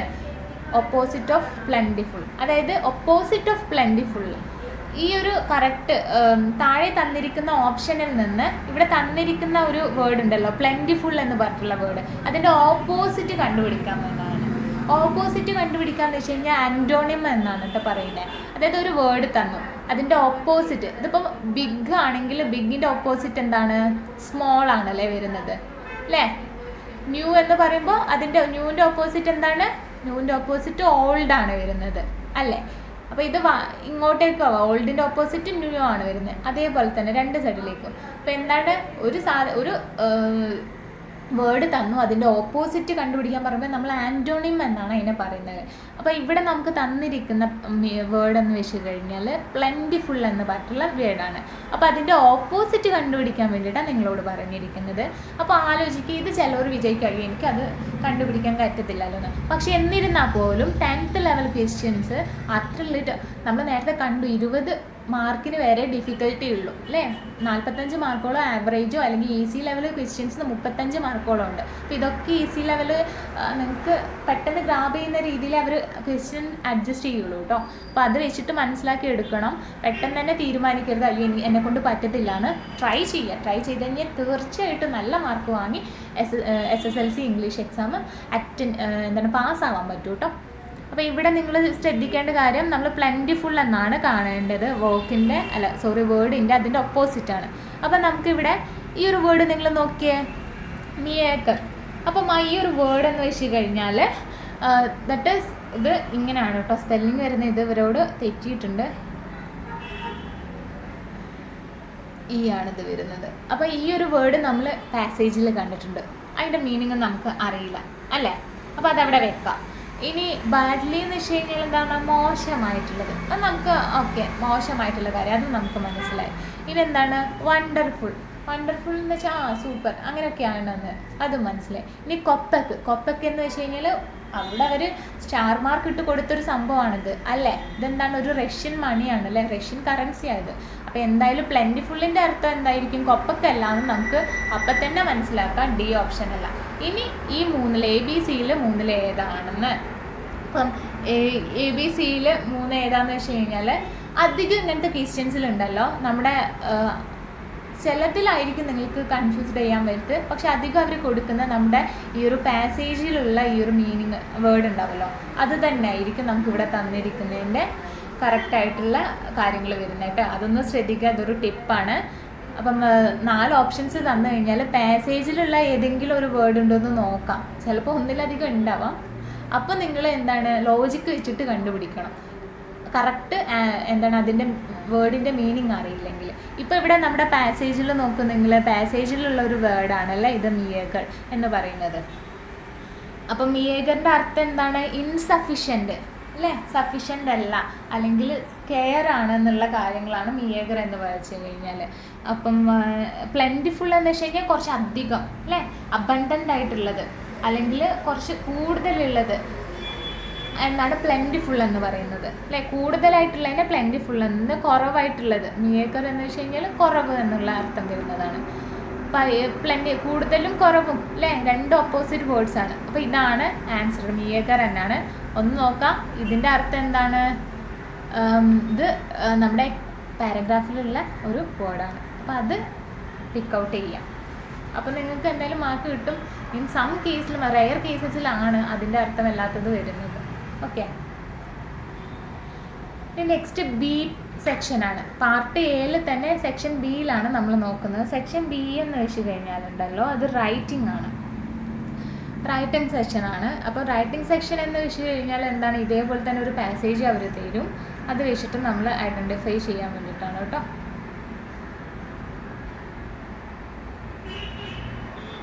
Answer the following question with reference to the context below. അതായത് താഴെ തന്നിരിക്കുന്ന ഈ ഒരു കോണ്ടെക്സ്റ്റ് വായിച്ചിട്ട് അതിൻ്റെ താഴെയുള്ള ക്വസ്റ്റ്യൻസിന് ആൻസർ ചെയ്യാൻ വേണ്ടിയിട്ടാണ്. അപ്പോൾ എന്താണ് നമ്മൾ ഈ ഒരു കോണ്ടെക്സ്റ്റ് വായിക്കണം. First, you are Debashree, a resident of Siliguri, West Bengal. You have to write a letter to the editor of a national daily drawing attention towards the difficulty faced by differently abled people at tourist places. അപ്പോൾ എന്താണ് ഈ ഒരു കോണ്ടെക്സ്റ്റിൽ പറഞ്ഞു കഴിഞ്ഞാൽ, നിങ്ങൾ എന്താണ് ദീപാശ്രീ ആണെന്ന് വിചാരിക്കുക. അതായത് നമ്മളോടാണ് ഈ ക്വസ്റ്റ്യൻസ് എന്താണ് ഈ എഴുതുന്ന സ്റ്റുഡൻസിനോടാണ് പറയുന്നത്. നിങ്ങൾ ദീപാശ്രീ ആണെന്ന് വിചാരിക്കാം. Resident of Siliguri, West Bengal. അതെന്താണ്, വെസ്റ്റ് ബംഗാളിൽ സിലിഗുരി എന്ന സ്ഥലത്ത് ജനിച്ചു വളർന്ന ഒരാളാണ് നിങ്ങളെന്ന് വിചാരിക്കുക. നിങ്ങളുടെ പേരെന്താ വരുന്നത്, Deepashree. Okay, you have to write a letter to the editor of a national daily. അതായത് എന്താണ്, നമ്മുടെ നാഷണൽ ഡെയിലി അല്ലേ, ആ ഒരു പത്രത്തിലേക്ക്, നാഷണൽ ഡെയിലി എന്ന് വെച്ച് കഴിഞ്ഞാൽ ന്യൂസ് പേപ്പർ റിപ്പോർട്ട്സ് ഇതാക്കുന്നുണ്ടല്ലോ, അവരുടെ എഡിറ്ററിലേക്ക് ഒരു ലെറ്റർ എഴുതാൻ വേണ്ടിയിട്ടാണ് പറയുന്നത്. You have to write a letter to the editor of a national daily drawing attention. എന്തിനു വേണ്ടിയിട്ടാണ്, എന്ത് പറഞ്ഞുകൊണ്ടാണ് ചെയ്യേണ്ടത്, drawing attention towards the difficulty faced by differently abled people at tourist place. എന്താണ്, ടൂറിസ്റ്റ് പ്ലേസിൽ നമ്മുടെ എങ്ങനെ ഡിഫറെൻ്റ്ലി ഏബിൾഡ് ആയിട്ട് എന്തെങ്കിലും വൈകല്യങ്ങൾ ഉള്ള കുട്ടികളുണ്ടാവില്ല. ദേ ആർ നോട്ട് വൈകല്യമുള്ളതെന്ന് വെച്ച് കഴിഞ്ഞാൽ നമ്മളെക്കാളും എന്തോ അധികം കഴിവുള്ളവരെന്നാണ് കേട്ടോ ഡിഫറെൻ്റ്ലി ഏബിൾഡ് എന്ന് വെച്ച് കഴിഞ്ഞാൽ. ഓക്കെ, ഇപ്പോൾ വൈകല്യം എന്ന് പൂർണ്ണമായിട്ട് നമുക്കതിന് പറയാൻ പറ്റില്ല. ഡിസേബിൾഡ് എന്ന് മാറ്റി ഇപ്പോൾ ഡിഫറെൻ്റ്ലി ഏബിൾഡ് ആക്കി മാറ്റിയിട്ടുണ്ടാവല്ലേ അല്ലേ, നമ്മളിൽ നിന്ന് എന്തോ ഒരു കഴിവ് വേറെ വ്യത്യസ്തമായിട്ടുള്ളവരാണ്. അപ്പോൾ അവർ ഈ ഒരു ടൂറിസ്റ്റ് പ്ലേസിൽ അനുഭവപ്പെടുന്ന ഡിഫിക്കൽട്ടീനെ ഉദ്ധരിച്ചുകൊണ്ട് ഒരു ന്യൂസ് പേപ്പറിലേക്ക്, നാഷണൽ ഡെയിലിയിലേക്ക് ഒരു എന്താണ് എഡിറ്റർക്ക് വേണ്ടിയിട്ടൊരു ലെറ്റർ എഴുതാൻ വേണ്ടിയിട്ടാണ് പറയുന്നത്. അപ്പോൾ ഇങ്ങനെ ലെറ്റർ എഴുതുമ്പം നിങ്ങൾ എന്തൊക്കെ കാര്യങ്ങൾ ശ്രദ്ധിക്കണം എന്ന് പറഞ്ഞിട്ടാണ്. അപ്പോൾ ലെറ്ററിൻ്റെ ഒരു ഫോമാറ്റ് നിങ്ങൾക്ക് അറിഞ്ഞിരിക്കേണ്ടതായിട്ടുണ്ട് അല്ലേ. അപ്പോൾ പക്ഷെ അതിന് മുൻപേ ലെറ്റർ ഞാൻ പറഞ്ഞുതരും എങ്ങനെയാണ് ഫോമാറ്റ് എഴുതേണ്ടതെന്നൊക്കെ. അതിന് മുൻപേ നമുക്ക് ക്വസ്റ്റ്യൻസ് നോക്കാം. ഇതൊരു ഓപ്ഷൻ ടൈപ്പ് ക്വസ്റ്റ്യൻസ് ആണ്, ഡിസ്ക്രിപ്റ്റീവ് ക്വസ്റ്റ്യൻ അല്ല. അപ്പോൾ ഇതെന്താണെന്ന് നോക്കാം. Select the appropriate subject four this letter. അപ്പോൾ എന്താണ്, നമ്മൾ എഴുതാൻ പോവുകയാണല്ലോ ലെറ്റർ. അപ്പോൾ അതിന് വേണ്ടിയിട്ടുള്ളൊരു സബ്ജക്റ്റ് താഴെ തന്നിരിക്കുന്ന ഓപ്ഷനിൽ നിന്ന് appropriate subject four this letter എന്നാണ് ചോദിച്ചത്. അതിന് എന്താണ് അത്രയ്ക്കും സ്പെസിഫിക് ആയിട്ടുള്ള ഒരു സബ്ജക്റ്റ്, നമ്മളൊരു കത്ത് എഴുതുമ്പോൾ ശ്രദ്ധിക്കുക, സബ്ജക്റ്റ് കൊടുക്കാറുണ്ട്, വിഷയം കൊടുക്കാറുണ്ട്. അപ്പം ആ ഒരു വിഷയം ഏതാണെന്നുള്ളത് താഴെ തന്നിരിക്കുന്നതെന്ന് എടുത്തെഴുതാനാണ് നിങ്ങളോട് പറഞ്ഞത്. ജസ്റ്റ് അതൊന്ന് ആൻസർ എടുത്തെഴുതിയാൽ മതി. Drawing attention towards the differently abled people, അതാണ് ഒന്നാമത്തത് subject. Differently abled, neglected or misunderstood. And tourist places are an inconvenience to differently abled people. Inconvenience faced by the differently abled at tourist spots. അപ്പോൾ ഇതിൽ ഏറ്റവും apt ആയിട്ടുള്ള subject ഇതെന്ന്. അപ്പോൾ നമ്മളിപ്പോൾ ഒരു സബ്ജക്റ്റ് എഴുതാമെന്നുണ്ടെങ്കിലുണ്ടല്ലോ, ഫോമൽ ലെറ്റേഴ്സിലൊക്കെ സബ്ജക്റ്റ് എഴുതാമെന്നുണ്ടെങ്കിൽ ആ വിഷയം പ്രതിപാദിക്കണം. ഇനിയിപ്പോൾ നിങ്ങളിപ്പം വലിയ ഹയർ അതോറിറ്റിക്ക് വേണ്ടിയിട്ട് ഇപ്പം ഒരു മറ്റേ പുനരുദ്ധാരണത്തിന് വേണ്ടിയിട്ട്, റോഡ് പുനരുദ്ധാരണത്തിന് വേണ്ടിയിട്ടാണെങ്കിൽ അതന്നെ വിഷയമായിട്ട് എഴുതണം. നമുക്കിവിടെ എന്താണ്, നവീകരണ പ്രവർത്തനത്തിന് വേണ്ടിയിട്ട് അങ്ങനെ പറയട്ടെ. അപ്പോൾ ഇവിടെ നിങ്ങൾ നോക്കുക, ഈ ഒരു പാസേജിൽ തന്നെ കൊടുത്തിട്ടുണ്ട് inconvenience faced by the differently abled at tourist spots എന്ന്, അല്ലേ? അപ്പം അത് തന്നെ നിങ്ങൾ എന്തിനു വേണ്ടിയിട്ട് ഈ ഒരു ഇതിൻ്റെ സബ്ജക്റ്റായിട്ട് കൊടുത്താൽ മതി. പാസേജിൽ ഇത്തരത്തിലുള്ള പാസേജിൻ്റെ പ്രത്യേകത അതാണ്. ഇങ്ങനെ section B writing type passages ഒക്കെ ഉണ്ടാവുമല്ലോ, അതിൽ കൊടുത്തിട്ടുണ്ടാവും, മെയിൻലി കൊടുത്തിട്ടുണ്ടാവും. അതന്നെ നിങ്ങൾ ജസ്റ്റ് ഒന്ന് അറ്റൻഡ് ചെയ്താൽ മതി. അത് തന്നെ നിങ്ങളുടെ ഇവിടെ അത് വായിച്ചിട്ട് മനസ്സിലാക്കിയിട്ട് എഴുതാനുള്ള ഒരു കഴിവ്, റൈറ്റ് ചെയ്യാനുള്ള ഒരു കഴിവ് കാര്യങ്ങളാണ് പരിശോധിക്കുന്നത്. അപ്പോൾ എന്താണ്, അത് തന്നെ കൊടുക്കുക സബ്ജക്റ്റായിട്ട്. നമുക്ക് inconvenience faced by the differently abled at tourist spot. മറ്റേതൊക്കെ നമുക്ക് റിജക്റ്റ് ചെയ്യാവുന്നതേ ഉള്ളൂ കേട്ടോ. ഇനി അടുത്തത് നോക്കാം. Select the option with relevant aspects that Debashree should select for this letter. അപ്പോൾ എന്താണ്, select the option with relevant aspects that Debashree should select for this letter. അപ്പോൾ നമുക്ക് അറിയാം, ഒരു ലെറ്റർ എഴുതുമ്പോൾ ഒരു ഫോമാറ്റ് ഉണ്ട് അല്ലേ? ഫോമൽ ലെറ്ററും ഉണ്ട്, ഇൻഫോമൽ ലെറ്ററും ഉണ്ട്, അല്ലേ? അപ്പോൾ നമ്മൾ എന്താണ്, ഫസ്റ്റ് ലെറ്റർ എഴുതുമ്പോൾ ഫോമൽ ലെറ്റർ ആണെങ്കിൽ ജസ്റ്റ് ഫ്രം എഴുതും, ഫ്രം അഡ്രസ്സ് എഴുതും, അല്ലേ? അത് കഴിഞ്ഞിട്ട് ഡേറ്റ് എഴുതാറുണ്ട്, അത് കഴിഞ്ഞിട്ട് ടു വരും, ടു കഴിഞ്ഞിട്ട് സബ്ജക്റ്റ് എഴുതും, അല്ലേ? അപ്പോൾ ഇവിടെ ഫ്രം അഡ്രസ്സ് ആരുടെയാണ്, ഇത് ആരാണോ എഴുതുന്നത് അവരാണ്, അവരുടെ അഡ്രസ്സാണ് ഫ്രം അഡ്രസ്സായിട്ട് വരുന്നത്. അപ്പോൾ ഫ്രമിൽ ഇവിടെ ദബാശ്രീ എന്ന് എഴുതിയിട്ട് അവളുടെ അഡ്രസ്സ് എഴുതണം, അത് കഴിഞ്ഞിട്ട് ഡേറ്റ് എഴുതും. പിന്നെ എന്താണ് വരുന്നത്, ടു, ആർക്കാണോ എഴുതുന്നത്, ടു എന്ന് പറഞ്ഞിട്ട് ആർക്കാണോ എഴുതുന്നത് ഇത് അവരുടെ പേര് എഴുതും. പിന്നെ സബ്ജക്റ്റ് എഴുതുമ്പോൾ നമ്മൾ എന്താണ്, ഓൾറെഡി ഇവിടെ ഇത് കൊടുത്തിട്ടുണ്ട് അല്ലേ? ഇവിടെ ഈ കേസിൽ ഏതാണ്, inconvenience faced by the differently abled at tourist spot. അപ്പോൾ ഇതിൻ്റെ ഒരു ലെറ്റർ ഫോമാറ്റ് ഞാൻ ഡിസ്കസ് ചെയ്യുന്നതായിരിക്കും കേട്ടോ, അങ്ങനെ എഴുതേണ്ട കാര്യങ്ങളൊക്കെ.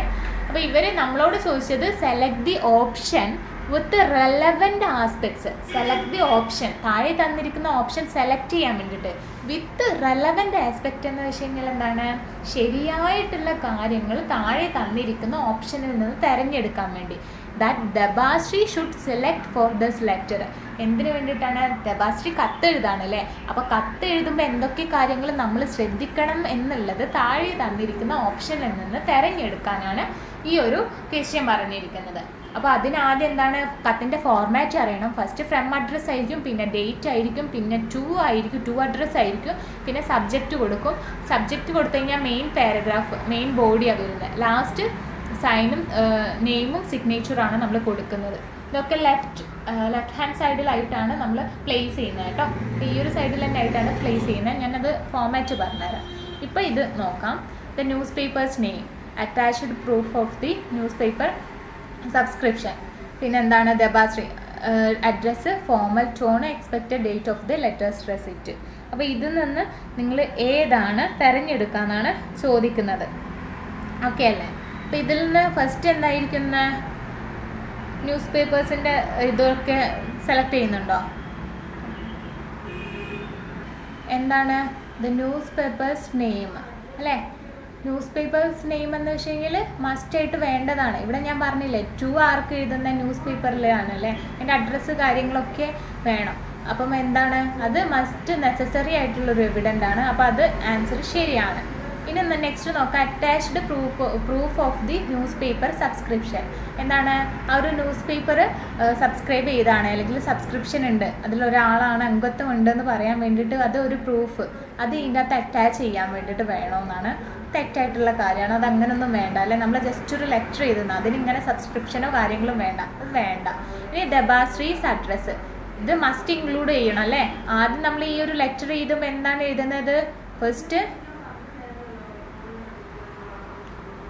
ഫസ്റ്റ് ഏതാണ്, ഫ്രം അഡ്രസ് ആണ് എഴുതേണ്ടത് അല്ലേ. ഫ്രം അഡ്രസ്സ് എന്ന് വെച്ച് കഴിഞ്ഞാൽ ഇവിടെ ലെറ്റർ എഴുതുന്നത് ദബാശ്രീ ആയതുകൊണ്ട് ദബാശ്രീൻ്റെ അഡ്രസ്സ് എഴുതണം. ദബാശ്രീ എവിടെയാണ്, ദബാശ്രീൻ്റെ പേര് എഴുതാം. അത് കഴിഞ്ഞിട്ട് എന്താണ്, സിലിഗുരി എന്നാണ് സ്ഥലത്തിൻ്റെ പേര് വരുന്നത് അല്ലേ. അപ്പോൾ സിലിഗുരി എഴുതാം, പിന്നെ വെസ്റ്റ് ബംഗാളിൽ എഴുതാം. പിന്നെ എന്നിട്ട് നമ്മൾ എന്താണ്, ഡേറ്റ് എഴുതാം. ഡേറ്റ് ചെയ്തിട്ട് പിന്നെ നമ്മൾ ഇവിടെ പറഞ്ഞ ന്യൂസ് പേപ്പേഴ്സ് നെയിം അല്ലേ, അല്ലെങ്കിൽ to the editor of this newspaper. ഇവിടെ പറഞ്ഞ ന്യൂസ് പേപ്പർ ഏതാണ്, ഇന്ത്യൻ എക്സ്പ്രസ് എന്നോ അങ്ങനെ എന്തെങ്കിലും പറഞ്ഞിട്ട് അത് എഴുതാം, ടു അഡ്രസ്സ് കൊടുക്കുക. പിന്നെ നമ്മൾ സബ്ജക്റ്റാണ് കൊടുക്കുന്നത്. സബ്ജക്റ്റും നമുക്ക് ഇവിടെ കിട്ടിയിട്ടുണ്ട്. സബ്ജക്റ്റ് ഏതാണ്, നമ്മൾ ഇതാണ് അല്ലേ ശരിയായിട്ട് വരുന്ന subject, inconvenience faced by the differently abled at tourist spot. അപ്പോൾ ഇത്രയും കാര്യങ്ങളാണ് ഫസ്റ്റ് ഭാഗത്ത് വരുന്നത്. അപ്പോൾ എന്താണ്, ഫസ്റ്റ് ന്യൂസ് പേപ്പറിൻ്റെ നെയിം വേണം, ദബാശ്രീൻ്റെ അഡ്രസ്സും മസ്റ്റാണ്. ഇനി ബാക്കി രണ്ടെണ്ണത്തിൽ ഏതാണ്, ഫോർമൽ ടോണ്, ഫോർമൽ ആയിട്ടുള്ള ടോണ്. ഇതെന്താണ്, നമ്മളൊരു എഡിറ്റോറിന് ഒരു ഓതറൈസേഷന് വേണ്ടിയിട്ട് അല്ലെങ്കിൽ ഒരു സ്ഥാപനത്തിലേക്ക് കൊടുക്കുന്നതാണല്ലോ. നമ്മളെ ഫ്രണ്ടിനൊന്നല്ലല്ലോ കത്ത് എഴുതുന്നത്. ഫ്രണ്ടിനൊക്കെ കൊടുക്കുന്നതാണെങ്കിൽ ഇൻഫോർമൽ ലെറ്റർ ആയിരിക്കും. ഇങ്ങനെ വലിയ ഒരു സ്ഥാപനങ്ങളിലേക്കോ അവിടെ മേധാവികൾക്കോ അങ്ങനെ ഒന്ന് കൊടുക്കുന്ന കത്ത് ലെറ്റേഴ്സൊക്കെ എന്താണ്, ഫോർമൽ ആയിരിക്കും അല്ലേ. അപ്പോൾ അത് സബ്ജക്റ്റ് കഴിഞ്ഞിട്ട് അതിൽ എഴുതുന്ന കണ്ടന്റ് അതെങ്ങനെയാണ്, ഫോർമൽ രീതിയിലായിരിക്കും നമ്മൾ എഴുതുന്നത് അല്ലേ, അതിൻ്റെ ക്രമത്തിൽ. അപ്പോൾ അതിനെന്താണ്, ഒരു ഫോർമൽ ടോൺ ഉണ്ടായിരിക്കണം. കൂടാതെ ഈ ഒരു ലെറ്റർ എന്ന് വെച്ച് കഴിഞ്ഞാലും ഫോർമൽ ലെറ്റർ ആണല്ലോ. ജസ്റ്റ് നമ്മൾ ഫ്രണ്ട്സിന് എഴുതുന്ന ലെറ്ററിന് എങ്ങനെയാണ്, ഒന്നുമില്ല അല്ലേ, ഡിയർ ആരതി അല്ലെങ്കിൽ ഡിയർ എന്ന് പറഞ്ഞിട്ട് വെച്ചിട്ട് തുടങ്ങും. ജസ്റ്റ് അതിൻ്റെ കണ്ടന്റ് നമ്മൾ ഇങ്ങനെ എഴുതും അല്ലേ. അപ്പോൾ ഇത്രയാണ് ഇൻഫോർമൽ ലെറ്ററിൽ എഴുതൽ. പക്ഷേ ഫോർമൽ ലെറ്ററിൻ്റെ കേസിൽ അങ്ങനെയല്ല അല്ലേ വരുന്നത്. അപ്പോൾ ഫോർമൽ ടോണ് നമ്മൾ മെയിൻറ്റെയിൻ ചെയ്യണം. കൂടാതെ എന്താണ്, expected date of the letters receipt, ഇത് വേണ്ട ഒരു കാര്യമാണോ. ലെറ്റർ റെസിപ്റ്റ് കിട്ടുന്നവർക്ക് എന്താണ്, ഡേറ്റ് അത് അപ്പോഴത്തേക്കുള്ള ഡേറ്റ് ഇതിൽ വേണമെന്നുള്ളതാണ് ചോദിക്കുന്നത്. അപ്പോൾ എന്താണ്, അത് നമുക്ക് വേണ്ട കാര്യമാണോ, ഇറ്റ്സ് നോട്ട് നെസസറി. നമുക്ക് ഇവിടെ വേണ്ടത് ഏതാണ്, formal letter should include the recipient details, writers address and polite അല്ലെങ്കിൽ ഫോർമൽ ടോണിൽ വരുന്നത്. പൊളൈറ്റ് വേയിൽ നമ്മൾ പറയുന്ന രീതിയിൽ അങ്ങനത്തെ ഒരു ടോണിൽ വരുന്ന ലെറ്റർ ആയിരിക്കണം. അപ്പോൾ ഏതാണ് കറക്റ്റായിട്ടുള്ള ആൻസർ വരുന്നത്, ബി ആണ്. 1, 3, 4 ആണ് കേട്ടോ. നെക്സ്റ്റ് ക്വസ്റ്റ്യൻ നോക്കാം. Which option should Dabastri select to elaborate on the difficulties faced by the differently abled? അപ്പോൾ താഴെ തന്നിരിക്കുന്ന ഓപ്ഷൻ, ഇതൊക്കെ ഓപ്ഷൻസ് ആണ് കേട്ടോ, ABCD വരുന്നത്. അപ്പോൾ ഇതിന്ന് ദബാശ്രീ സെലക്ട് ചെയ്യുന്നത് ഏതായിരിക്കും, to elaborate on the difficulties faced by the differently abled. അപ്പം ഈ ഡിഫറെൻ്റ്ലി ഏബിൾഡ് ആയിട്ടുള്ള പേഴ്സൺസ് നേരിടുന്ന ഡിഫിക്കൽട്ടി അതിനെ കാണിക്കുന്ന രീതിയിൽ. അപ്പം അതിനെ മുൻനിർത്തിക്കൊണ്ട് താഴെ തന്നിരിക്കുന്ന ഓപ്ഷനിൽ നിന്ന് ശരിയായിട്ടുള്ള അല്ലെങ്കിൽ ദബാശ്രീ സെലക്ട് ചെയ്യാൻ പറ്റുന്ന ഓപ്ഷൻ ഏതാണെന്ന് നിങ്ങളോട് തിരഞ്ഞെടുക്കാൻ വേണ്ടിയിട്ടാണ് പറയുന്നത്. ഒന്ന് വരുന്നത് absence of ramp for wheelchair. എന്താണ്, വീൽ ചെയർ പോകുമ്പം നമുക്കൊരു അവർക്ക് വേണ്ടിയിട്ടുള്ള ആ ഒരു ഇതുണ്ടല്ലോ, അതിൻ്റെ ആ ഒരു റാമ്പിൻ്റെ ആബ്സെൻസ് വരുന്നത്. വീൽ ചെയർ കയറ്റിക്കൊണ്ട് പോകാനുള്ള ഒരു പ്രത്യേകം വേ ഉണ്ടല്ലോ, അതാണ് കേട്ടോ. പിന്നെ അൺക്ലീൻ ടോയ്ലറ്റ്സ് എന്താണ്, അൺക്ലീൻ ആയിട്ടുള്ളത്. പിന്നെ ഹൈ ടിക്കറ്റ് പ്രൈസ്, ഇതാണ് ഒരു ഫസ്റ്റ് സെറ്റ് വരുന്നത്. ടോയ്ലറ്റ്സ് അൺക്ലീൻ എന്ന് വെച്ചെങ്കിൽ വൃത്തിയാക്കപ്പെടാത്ത ടോയ്ലറ്റും പിന്നെ അവിടെ കയറുന്ന ടൂറിസ്റ്റ് പ്ലേസിൽ ഇവർക്ക് വേണ്ടിയിട്ടുള്ള ഹൈ ടിക്കറ്റ് പ്രൈസസും, അതാണ് ഫസ്റ്റ് ഓപ്ഷനിൽ വരുന്നത്. പിന്നെ അൺസ്യൂട്ടബിൾ വിസിറ്റിംഗ് ടൈംസ്, അതെന്താണ്, വിസിറ്റിംഗ് ടൈം ആ ഒരു ടൂറിസ്റ്റ് പ്ലേസസിൽ സ്യൂട്ടബിൾ അല്ലാത്ത രീതിയിലുള്ള വിസിറ്റിംഗ് ടൈംസ്, അതായത് രാത്രിയൊക്കെ നൈറ്റൊക്കെ വിസിറ്റിംഗ് ഏർപ്പെടുത്തുന്ന രീതിയിൽ. അപ്പോൾ ഇതവർക്കെല്ലാം പരിമിതി ഉള്ളവർക്ക് എന്താണ് പ്രശ്നം വരുന്നില്ലേ, അതാണ് ഒന്ന് പറയുന്നത്. Tourist guides and trained in sign language, അതായത് എന്താണ്, ടൂറിസ്റ്റ് പ്ലേസിൽ ടൂറിസ്റ്റ് ഗൈഡ്സ് ഉണ്ടാവും അല്ലേ, നമുക്ക് നിർദ്ദേശം തരാനുള്ള ആൾക്കാരൊക്കെ ഉണ്ട്. അപ്പോൾ അവർ ഇങ്ങനെയല്ലേ സൈൻ ലാംഗ്വേജിൽ അവർക്ക് അത്ര വലിയ ട്രെയിനിങ് കിട്ടാത്തവർ, അത് ഈ ഒരു സെറ്റിൽ പറയുന്നുണ്ട്. Lack of daily script tourist pamphlets, അപ്പോൾ അപ്പോൾ എന്താണ് ബ്രെയിലി സ്ക്രിപ്റ്റ്, അതായത് കണ്ണ് കാണാത്തവർക്കൊക്കെ വേണ്ടിയിട്ടുള്ള ബ്രെയിലി ലിപി ഉണ്ട്. അപ്പോൾ അതിൻ്റെ ഒക്കെ കുറവ്, അതിനെ മനസ്സിലാക്കാനുള്ള കുറവ് ടൂറിസ്റ്റ് പ്ലേസിൽ ഉണ്ടാകുന്നത്. അതാണ് ഒരു സെറ്റ് വരുന്നത്. ഇനി നെക്സ്റ്റ് വരുന്നത് നമ്മൾ നേരത്തെ പറഞ്ഞ 2 കാര്യങ്ങൾ തന്നെയാണ്. ഈ 2 കാര്യങ്ങളും അതിൻ്റെ കൂടെ എന്താണ് ഈ ഒരു വീൽ ചെയർ ആബ്സെൻസും absence of ramp for wheelchair കൊണ്ടുപോകാനുള്ള അല്ലെങ്കിൽ വീൽ ചെയറിൽ കൊണ്ടുപോകുന്ന ആ ഒരു റാമ്പിൻ്റെ ആബ്സെൻസ് എന്ന് പറയുന്നത്. പിന്നെ എന്താണ് നേരത്തെ പറഞ്ഞ കാര്യങ്ങളൊക്കെ അവർ ഒന്നും കൂടെ തല തിരിച്ചു മറിച്ചു വിട്ടതാണ്. ഇവിടെ അൺസ്യൂട്ടബിൾ വിസിറ്റിംഗ് ടൈമും അൺക്ലീൻ ടോയ്ലറ്റ്സും ഹൈ ടിക്കറ്റ് പ്രൈസും. അപ്പോൾ ഇതൊന്നും നിങ്ങൾക്ക് മനസ്സിലാക്കിയെടുക്കാൻ പറ്റുന്ന ഏതാണ് ഏറ്റവും കൂടുതൽ ഇവർക്ക് ദബാശ്രീയും ചൂസ് ചെയ്യാൻ പറ്റുന്നത്. ഇതൊരു ലോജിക്കായിട്ട് അല്ലെങ്കിൽ നമുക്ക് നോർമലി കണ്ടെത്താൻ പറ്റുന്ന ഒരു ആൻസറാണ് കേട്ടോ. ഇതിൽ ഏറ്റവും കൂടുതൽ അംഗപരിമിതർക്കുള്ള ഒരു കാര്യങ്ങൾ ചൂണ്ടിക്കാണിക്കുന്ന ഏതാണ്? ഈ ഒരു ഓപ്ഷൻ അല്ലേ, ഓപ്ഷൻ സി അല്ലേ വരുന്നത്. അതായത് അതിൽ വീൽ ചെയറിൽ ഇരിക്കുന്നവരെ കുറിച്ചിട്ട് പറയുന്നുണ്ട്. കൂടാതെ സൈൻ ലാംഗ്വേജ് അല്ലേ, സംസാരിക്കാൻ കഴിയില്ലാത്തവർക്ക് വേണ്ടിയിട്ടുള്ള ഹെൽപ്പിന് വേണ്ടിയിട്ട് പറയുന്നുണ്ട്. ഇനി ബ്രെയിലി സ്ക്രിപ്റ്റ്, കണ്ണ് കാണാത്തവർക്ക് വേണ്ടിയിട്ടുള്ള ഹെൽപ്പിന് വേണ്ടിയിട്ടുള്ള കാര്യങ്ങൾ പറയുന്നുണ്ട്. അപ്പോൾ ഇത് സ്യൂട്ടബിൾ ഫോർ എന്താണ് ഇത്ര ഡിഫറെൻ്റ്ലി ഏബിൾഡ് ആയിട്ടുള്ള പേഴ്സൺസ് നേരിടുന്ന ഡിഫിക്കൽട്ടീസ് 3ഉം ഇതിൽ പറയുന്നുണ്ട്. ബാക്കിയൊക്കെ പറയുന്നതാണെങ്കിൽ അൺക്ലീൻ ടോയ്ലറ്റ്സ് അത് ഇവരെ മാത്രം ബാധിക്കുന്നതാണോ? അല്ല അല്ലേ. ബാക്കിയുള്ള എന്താണ് പേഴ്സൺസിനും ഇൻഡിവിജ്വൽസിനും ഈ ഒരു അൺക്ലീൻ ടോയ്ലറ്റ്സോ കാര്യങ്ങളോ അതൊക്കെ കോമൺ ആയിട്ടുള്ള കാര്യമാണ്. പക്ഷേ ഇവരെ സംബന്ധിച്ചിടത്തോളം ഈ 3 ആവശ്യങ്ങളല്ലേ നിറവേറ്റേണ്ടത്. അപ്പോൾ ഏതാണ് ഇതിൻ്റെ ആൻസർ വരുന്നത്? സി ആണ്. അപ്പോൾ ഈ ഒരു സെക്ഷനിൽ ഇത്രേ ഉള്ളൂ നമ്മുടെ ഈ ഒരു ദബാശ്രീൻ്റെ സെക്ഷനിൽ. ഓക്കെ, 5th ക്വസ്റ്റ്യനും ഇതേപോലെ ഒരു ചെറിയ പാരഗ്രാഫ് തരും നമുക്ക്. അതിൻ്റെ സബ് ക്വസ്റ്റ്യൻസ് ആണ് ഇങ്ങനെ ചോദിക്കുന്നത്. പിന്നെ 6 വരെയുള്ള ക്വസ്റ്റ്യൻസ് ഇതേപോലെ തന്നെ പാരഗ്രാഫ് തന്നിട്ട് സബ് ക്വസ്റ്റ്യൻസ് ചോദിക്കും. അപ്പോൾ ഇത്രയാണ് സെക്ഷൻ ബിയിൽ വരുന്നത് കേട്ടോ. സെക്ഷൻ ബി ഇത്ര വരെയാണ്. അപ്പോൾ ഈ ഇത്തരം റൈറ്റിംഗ് സെക്ഷൻ ബിയിൽ നിങ്ങൾ ശ്രദ്ധിക്കേണ്ട ഒരു കാര്യം ടിപ്പാണ്. അതായത് ആ ഒരു സെക്ഷൻ ബിയിൽ എന്താണോ എഴുതേണ്ട കാര്യങ്ങൾ അത് അല്ലെങ്കിൽ അതിൽ ചോദിക്കുന്ന ക്വസ്റ്റ്യൻസ് ഉണ്ടാവുമല്ലോ അതിൻ്റെ എക്സാക്റ്റ് ആയിട്ടുള്ള കാര്യങ്ങൾ ആ ഒരു പാരഗ്രാഫിൽ നിങ്ങൾക്ക് തന്നിരിക്കും. അപ്പോൾ അതിൽ നിന്ന് തന്നെയാണ് ഡയറക്റ്റ് ക്വസ്റ്റ്യൻ ആ ചോദിക്കുന്നത്. അപ്പോൾ നിങ്ങളത് 2 or 3 പ്രാവശ്യം വായിച്ചാൽ മാത്രം മതി കേട്ടോ. പിന്നെ ഈ ഒരു റൈറ്റിംഗ് സ്കില്ലിൽ സെക്ഷൻ ബിയിൽ റൈറ്റിംഗ് ആണ് പറയുന്നത്. റൈറ്റിംഗ് എന്ന് വെച്ച് കഴിഞ്ഞാൽ എന്താണ്, ആർട്ടിക്കിൾ റൈറ്റ് ചെയ്യുന്നത് എങ്ങനെ, അതിൻ്റെ ഫോമാറ്റ്, ഇമെയിൽ റൈറ്റ് ചെയ്യുമ്പോൾ ഉള്ള ഫോമാറ്റ് എങ്ങനെയാണ്, ലെറ്റർ റൈറ്റ് ചെയ്യുമ്പോൾ എന്തൊക്കെ കാര്യങ്ങൾ ശ്രദ്ധിക്കണം, ഇത്തരത്തിൽ നമ്മൾ ചെയ്യുന്ന കാര്യങ്ങൾ എന്താണ് ഒരു ഓബ്ജക്റ്റീവ് ടൈപ്പ് ക്വസ്റ്റ്യനിലേക്ക് അവർ ഇട്ടു, അത്ര മാത്രമേ ഉള്ളൂ. അപ്പോൾ നിങ്ങൾ ശ്രദ്ധിക്കേണ്ട കാര്യം അവർ തന്നിരിക്കുന്ന ഈ ഒരു സെക്ഷൻ ബിയിൽ എന്തിരിക്കും, തന്നിരിക്കുന്ന ആ ഒരു പാസേജിൽ വേണ്ട കാര്യങ്ങളൊക്കെ കൊടുത്തിട്ടുണ്ടാകും. അതൊന്നും നിങ്ങൾ എന്താണ് വായിച്ച് മനസ്സിലാക്കിയിട്ട് ഓപ്ഷനിലേക്ക് വരുമ്പോൾ എങ്ങനെ ചൂസ് ചെയ്യണം എന്നുള്ള കാര്യങ്ങൾ പഠിച്ചാൽ മാത്രം മതി കേട്ടോ. 2 or 3 തവണ നിങ്ങളിങ്ങനെ വായിച്ചു കഴിഞ്ഞാൽ മാത്രമേ അത് നിങ്ങൾക്ക് ആൻസർ ചെയ്യാൻ പറ്റത്തുള്ളൂ. ബൈ ചാൻസ് ലക്ക് ഉള്ളതാണെങ്കിൽ നിങ്ങൾ ടിക്ക് ചെയ്യുന്ന ഓപ്ഷനും റൈറ്റ് ആവാം. ഓക്കെ അല്ലേ. ഇനി നെക്സ്റ്റ് ക്ലാസ്സിൽ നമുക്ക് സെക്ഷൻ സിയും ഡിയും എടുക്കാം. അപ്പോൾ നമ്മൾ സെക്ഷൻ എയും ബിയും കണ്ടിരുന്നു. ഇനി നെക്സ്റ്റ് സെഷൻ വരുന്നത് സെക്ഷൻ സി ആണ് കേട്ടോ. അപ്പോൾ സെക്ഷൻ സി നമ്മൾ ഇപ്പം എടുക്കാൻ നോക്കുന്നില്ല. ഗ്രാമറിൻ്റെ സെക്ഷൻ വേറൊരു പാർട്ടായിട്ട് തന്നെ തരാനാണ് വിചാരിക്കുന്നത്. അപ്പോൾ പാർട്ട് എയിൽ സെക്ഷൻ സി ഉണ്ട്, അതേപോലെ തന്നെ പാർട്ട് ബിയിലും സെക്ഷൻ സി വരുന്നുണ്ട് ഗ്രാമർ സെഷന്. അപ്പോൾ ഒരു 4 or 5 ഗ്രാമറിൻ്റെ പാർട്ട് വരുന്ന കുറച്ച് കാര്യങ്ങൾ അടങ്ങിയിട്ടുള്ളതാണ് ഗ്രാമറിൽ ശ്രദ്ധിക്കാനുള്ളൂ 10th. ഓക്കെ, അപ്പോൾ അതും ഞാൻ വേറൊരു ക്ലാസ് തന്നെ ഗ്രാമറിൻ്റെ സെഷനിൽ തരുന്നതായിരിക്കും. ഇനി നെക്സ്റ്റ് വരുന്നത് നമുക്ക് സെക്ഷൻ ഡി ആണ്, ലിറ്ററേച്ചർ എന്ന് പറയും. അപ്പോൾ ഈ ഒരു സെഷനിൽ നമ്മൾ പഠിച്ചിരിക്കുന്ന കഥയും കവിതയും അതിൽ നിന്ന് നേരിട്ട് ഡയറക്റ്റ് ക്വസ്റ്റ്യൻസ് ഈ ഒരു സെക്ഷൻ ഡിയിലാണ് കേട്ടോ വരുന്നത്. അപ്പോൾ നമുക്ക് നോക്കാം ഇവിടെ വരുന്ന ക്വസ്റ്റ്യൻസ് എന്താണെന്ന്. കംപ്ലീറ്റ് ദ ഫോളോയിങ് സെൻറ്റൻസ് തന്നിട്ടുണ്ട്, അതൊന്ന് കംപ്ലീറ്റ് ചെയ്യാൻ വേണ്ടിയിട്ടാണ്. അപ്പോൾ first question, the event which was being described in the poem 9 gold medals is the dash event of the day.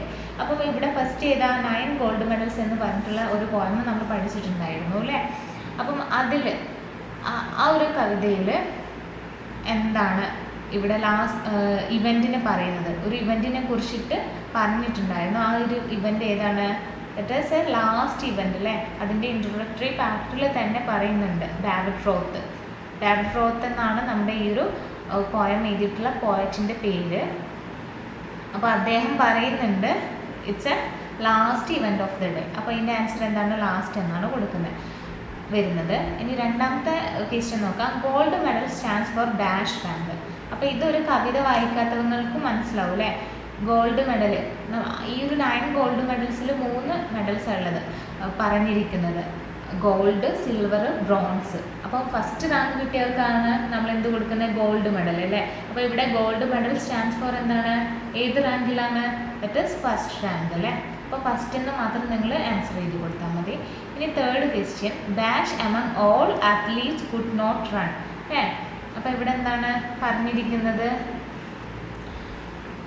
എല്ലാവരിൽ നിന്നും ഒരു താരത്തിന് മാത്രം ഓടാൻ കഴിയാതെ, ഒരു അത്ലീറ്റിന് മാത്രം ഓടാൻ കഴിയാതെ ഇല്ലേ. അപ്പം ഒറ്റൊന്നല്ലേ, അപ്പം അതുകൊണ്ട് 1. ഒരാൾ നമ്മൾ പറഞ്ഞിട്ടുണ്ടായല്ലോ, അതിൽ ഒരാൾക്ക് ഓടാൻ കഴിഞ്ഞില്ല, അതാണ് ഡാഷ് ഇവിടെ വരുന്നത്. 1 among all athletes could not run. Okay, അപ്പോൾ അത് കിട്ടി നമുക്ക്. ഇനി 13th ക്വസ്റ്റ്യൻ എന്താണെന്ന് നോക്കാം. അപ്പോൾ അത് ഏതിൽ നിന്നാണ് വരുന്നത്? ഇതൊരു identify the following sentences true or false ക്വസ്റ്റ്യൻസാണ് വരുന്നത്. അപ്പം ട്രൂ ഓർ ഫോൾസ് ഇത് ഏത് ചാപ്റ്ററിൽ നിന്നാണെന്ന് നോക്കാം. അതിന് ഓപ്ഷൻസ് സ്റ്റേറ്റ്മെൻറ്റ് നോക്കാം. ഓരോ ഓപ്ഷൻസിൽ തന്നിട്ടുള്ളത്. ഫസ്റ്റ് ക്വസ്റ്റ്യനിൽ എന്താണ്? The poem truth. അപ്പം മനസ്സിലായി, ട്രൂത്ത് എന്ന പോയമിനെ റിലേറ്റ് ചെയ്തിട്ടാണ് ഇതിനുള്ള ക്വസ്റ്റ്യൻസ് വരുന്നത്. അപ്പോൾ ഇത് ഈ ഒരു സ്റ്റേറ്റ്മെൻറ്റ് ട്രൂ ഓർ ഫോൾസ് ആണെന്ന് കണ്ടുപിടിക്കാനാണ്. The poem the truth is written by Berry Word. അപ്പോൾ ഇതാണ് ഫസ്റ്റ് സ്റ്റേറ്റ്മെൻറ്റ്. ഇത് ട്രൂ ഓർ ഫോൾസോ എന്ന് മാത്രം എഴുതി കൊടുത്താൽ മതി നിങ്ങൾ. അപ്പോൾ ഇത് ഏതാണ്? ഇത് ട്രൂ ആയിട്ടുള്ള ഒരു സ്റ്റേറ്റ്മെൻ്റ് ആണ് അല്ലേ. ഈ ട്രൂത്ത് എന്ന പോയം അറിയുന്ന ഒരാൾക്ക് പറയാൻ പറ്റുന്നതാണ്. അത് എഴുതിയിരിക്കുന്ന ആളുടെ പേരെന്താണ്? ബേരി വേർഡ് എന്നാണ്. ഓക്കെ അല്ലേ. അപ്പോൾ അത് ട്രൂ സ്റ്റേറ്റ്മെൻ്റ് ആണ്. ഇനി നെക്സ്റ്റ് നമുക്ക് നോക്കാം ക്വസ്റ്റ്യൻ. ഇവിടെ 2 ലൈൻസ് തന്നിട്ടുണ്ട്. Slants and curved the words fall to piers and stick inside me. The figure of speech used in the given lines is a metaphor. അപ്പോൾ ഈ ഒരു സെക്കൻഡ് ക്വസ്റ്റ്യനിൽ എന്താ പറയുന്നത്? മുകളിൽ തന്നിരിക്കുന്ന ഈ ഒരു വരികളിൽ യൂസ് ചെയ്തിരിക്കുന്ന ഫിഗർ ഓഫ് സ്പീച്ച്, ആലങ്കാരിക പ്രയോഗം എന്ന് വെച്ച് കഴിഞ്ഞാൽ എന്താണ്? മെറ്റഫർ ആണെന്ന് അല്ലേ.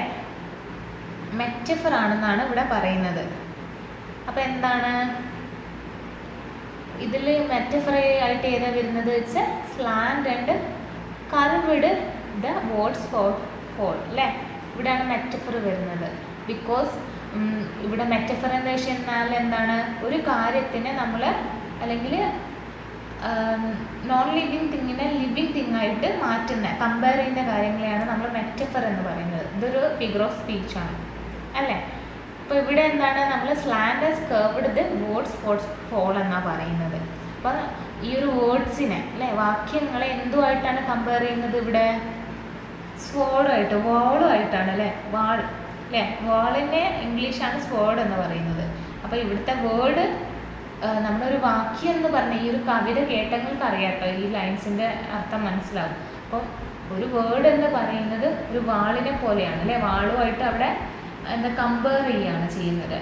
നോൺ ലിവിങ് തിങ്ങിനെ ഒരു ലിവിങ് തിങ്സ് ആയിട്ടുള്ള ആ ഒരു രീതിയിൽ, ലിവിങ് തിങ്സ് എന്നുള്ള ഒരു കമ്പാരിസൺ ആണ് നടക്കുന്നത്. അപ്പോൾ അവിടെ എന്താ? മെറ്റഫർ ഫോം ചെയ്യും. അപ്പോൾ അതൊരു ട്രൂ ആയിട്ടുള്ള സ്റ്റേറ്റ്മെൻ്റ് ആണ് അല്ലേ. ഇനി നെക്സ്റ്റ് നോക്കാം.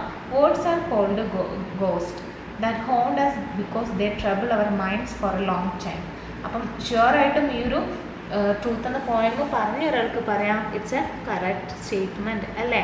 നമ്മുടെ വേർഡ്സ് എന്ന് പറയുന്നത് നമ്മളെ പിന്തുടരുന്ന ഒരു മാനുഷിക ശക്തിയെ പോലെ തന്നെ തോന്നും, ഗോസ്റ്റിനെ പോലെ തോന്നും അല്ലേ. കാരണം നമുക്ക് അത്രയും ഹാർട്ട്ഫുള്ളായിട്ടുള്ള വേർഡ്സ് അതെപ്പോഴും ആ ഒരു നമ്മളെ എന്താണ് കീറി മുറിക്കുന്ന വാക്കുകൾ നമ്മളുടെ മൈൻഡിൽ അല്ലേ, ആ മനുഷ്യഹൃദയങ്ങളിൽ അപ്പം തന്നെ സ്റ്റേ ചെയ്യുന്നതാണ്, അതൊരു ലോങ് ടൈമിലേക്ക്.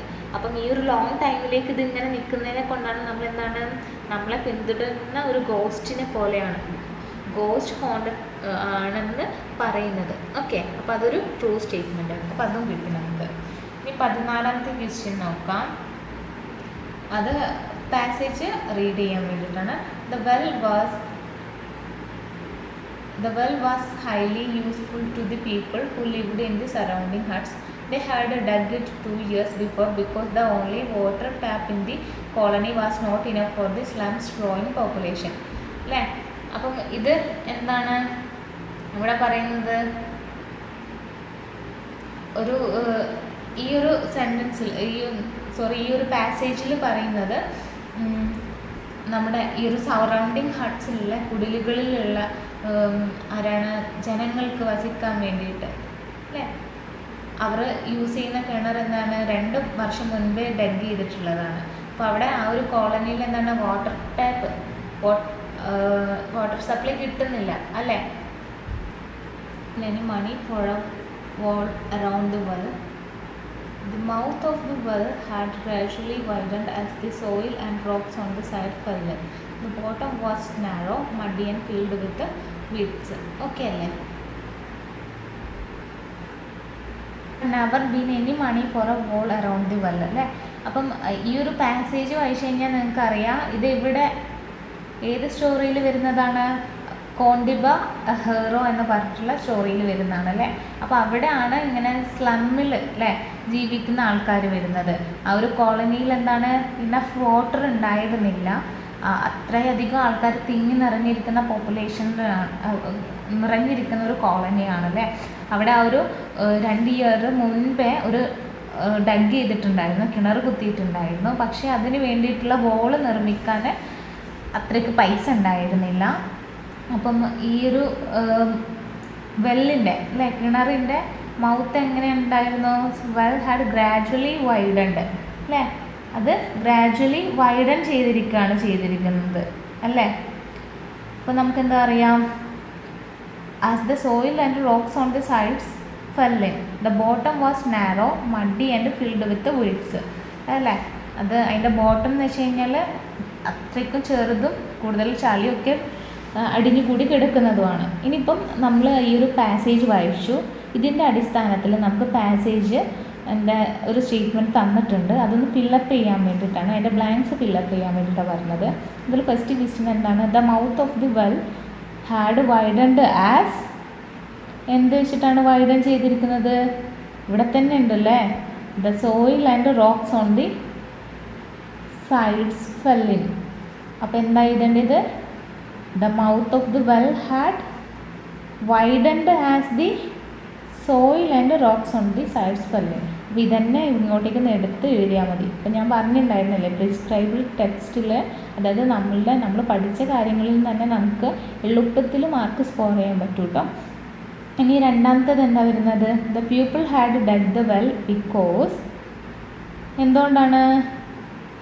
എന്തുകൊണ്ടാണ് നമ്മുടെ ഈ ഒരു ജനങ്ങൾ കിണർ കുഴിക്കാൻ കാരണം, വെല്ലെന്ന് വെച്ചാൽ കിണർ, അത് ഡഗ് ചെയ്യുക, കുഴിക്കാനാണ് ഡഗ് എന്ന് വെച്ച് കഴിഞ്ഞാൽ. കിണർ കുഴിക്കാൻ കാരണം എന്തുകൊണ്ടാണ്, water tap in the colony was not enough for the slums growing population. അങ്ങനെ വേണമെങ്കിൽ നമുക്ക് ഫുള്ളായിട്ട് എഴുതാം, അല്ലെങ്കിൽ water tap was not sufficient എന്നായിട്ട് നമുക്ക് ഇതിന് ആൻസറായിട്ട് എഴുതാം കേട്ടോ.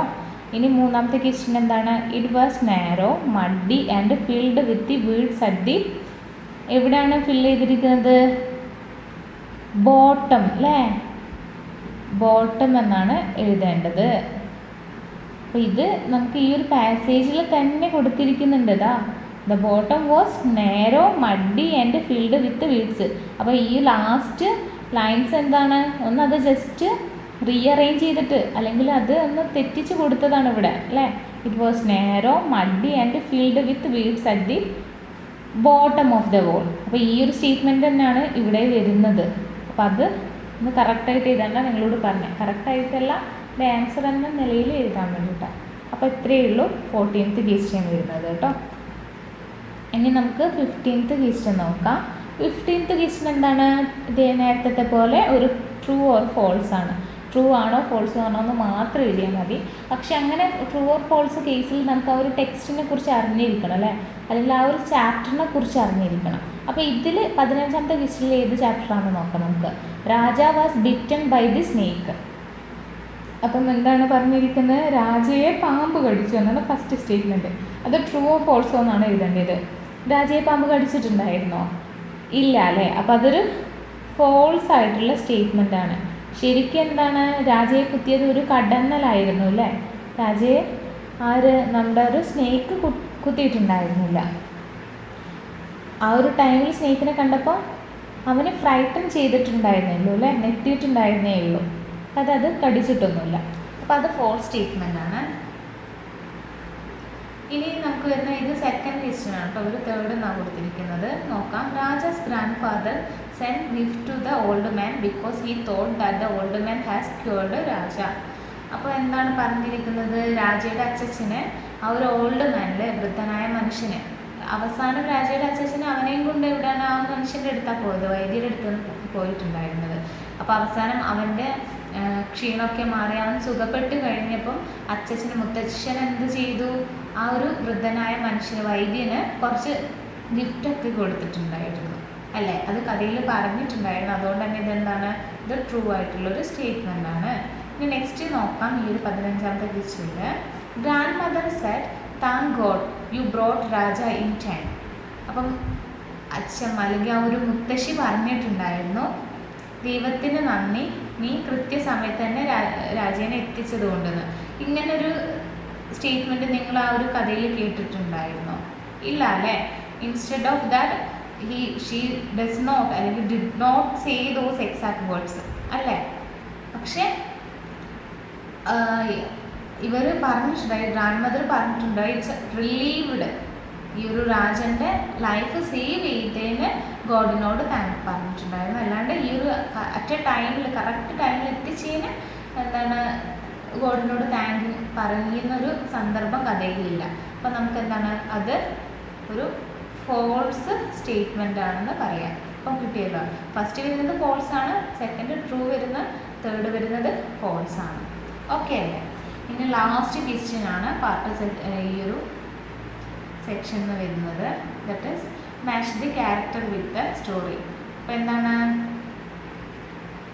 നമ്മുടെ ഈ ഒരു സ്റ്റോറി, ഓരോ കഥയെയും അതിൻ്റെ ക്യാരക്ടർ വെച്ചിട്ട് മാച്ച് ചെയ്യാൻ വേണ്ടിയിട്ടാണ് പറഞ്ഞത്. ഫസ്റ്റ് വരുന്ന ജീജാബായി. അപ്പോൾ ജീജാബായി നമ്മൾ ഏത് കഥയിലാണ് കേട്ടിട്ടുണ്ടായിരുന്നത്? ജീജാബായിനെ കുറിച്ച് പറഞ്ഞത് that is the return of the lion അല്ലേ?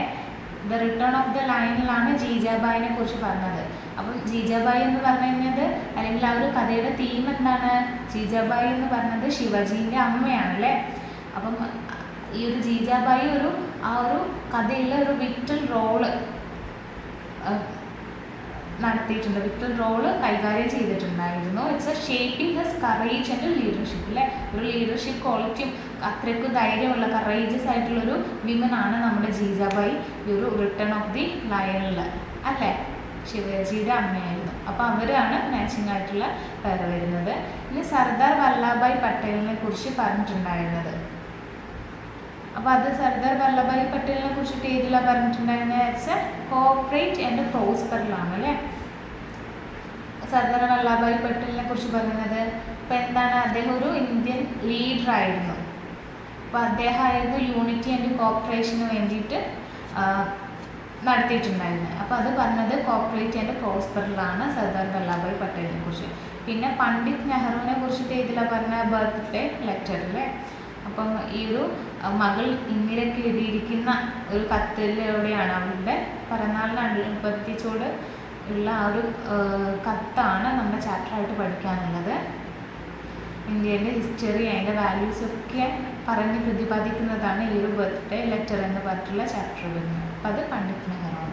അപ്പോൾ ഇത്രയും കാര്യങ്ങളാണ് ഉള്ളത്. അപ്പോൾ നമ്മൾ പാർട്ട് എ സെക്ഷൻ മാത്രമേ നോക്കുന്നുള്ളൂ. നിങ്ങൾക്ക് റെഫർ ചെയ്യാൻ വേണ്ടിയിട്ട് പാർട്ട് ബി സെക്ഷനും ഉണ്ട്. ജസ്റ്റ് അതിലുള്ള ക്വസ്റ്റ്യൻസും ഒന്ന് നിങ്ങൾ നോട്ട് ചെയ്യുക, അല്ലെങ്കിൽ അത് പ്രാക്ടീസ് ചെയ്യുക. അങ്ങനെയാണെങ്കിൽ നിങ്ങൾക്ക് നല്ല രീതിയിൽ തന്നെ ഇംഗ്ലീഷിൻ്റെ എക്സാം അറ്റൻഡ് ചെയ്യാൻ പറ്റുന്നതായിരിക്കും കേട്ടോ. പിന്നെ ഇതിൻ്റെ ഒരു ഗ്രാമർ സെഷൻ ഞാൻ വേറെ ക്ലാസ്സായിട്ട് തരുന്നുണ്ട്. എനിവേ ചാപ്റ്റർ വൈൻഡപ്പ് ആണ്. Thank you.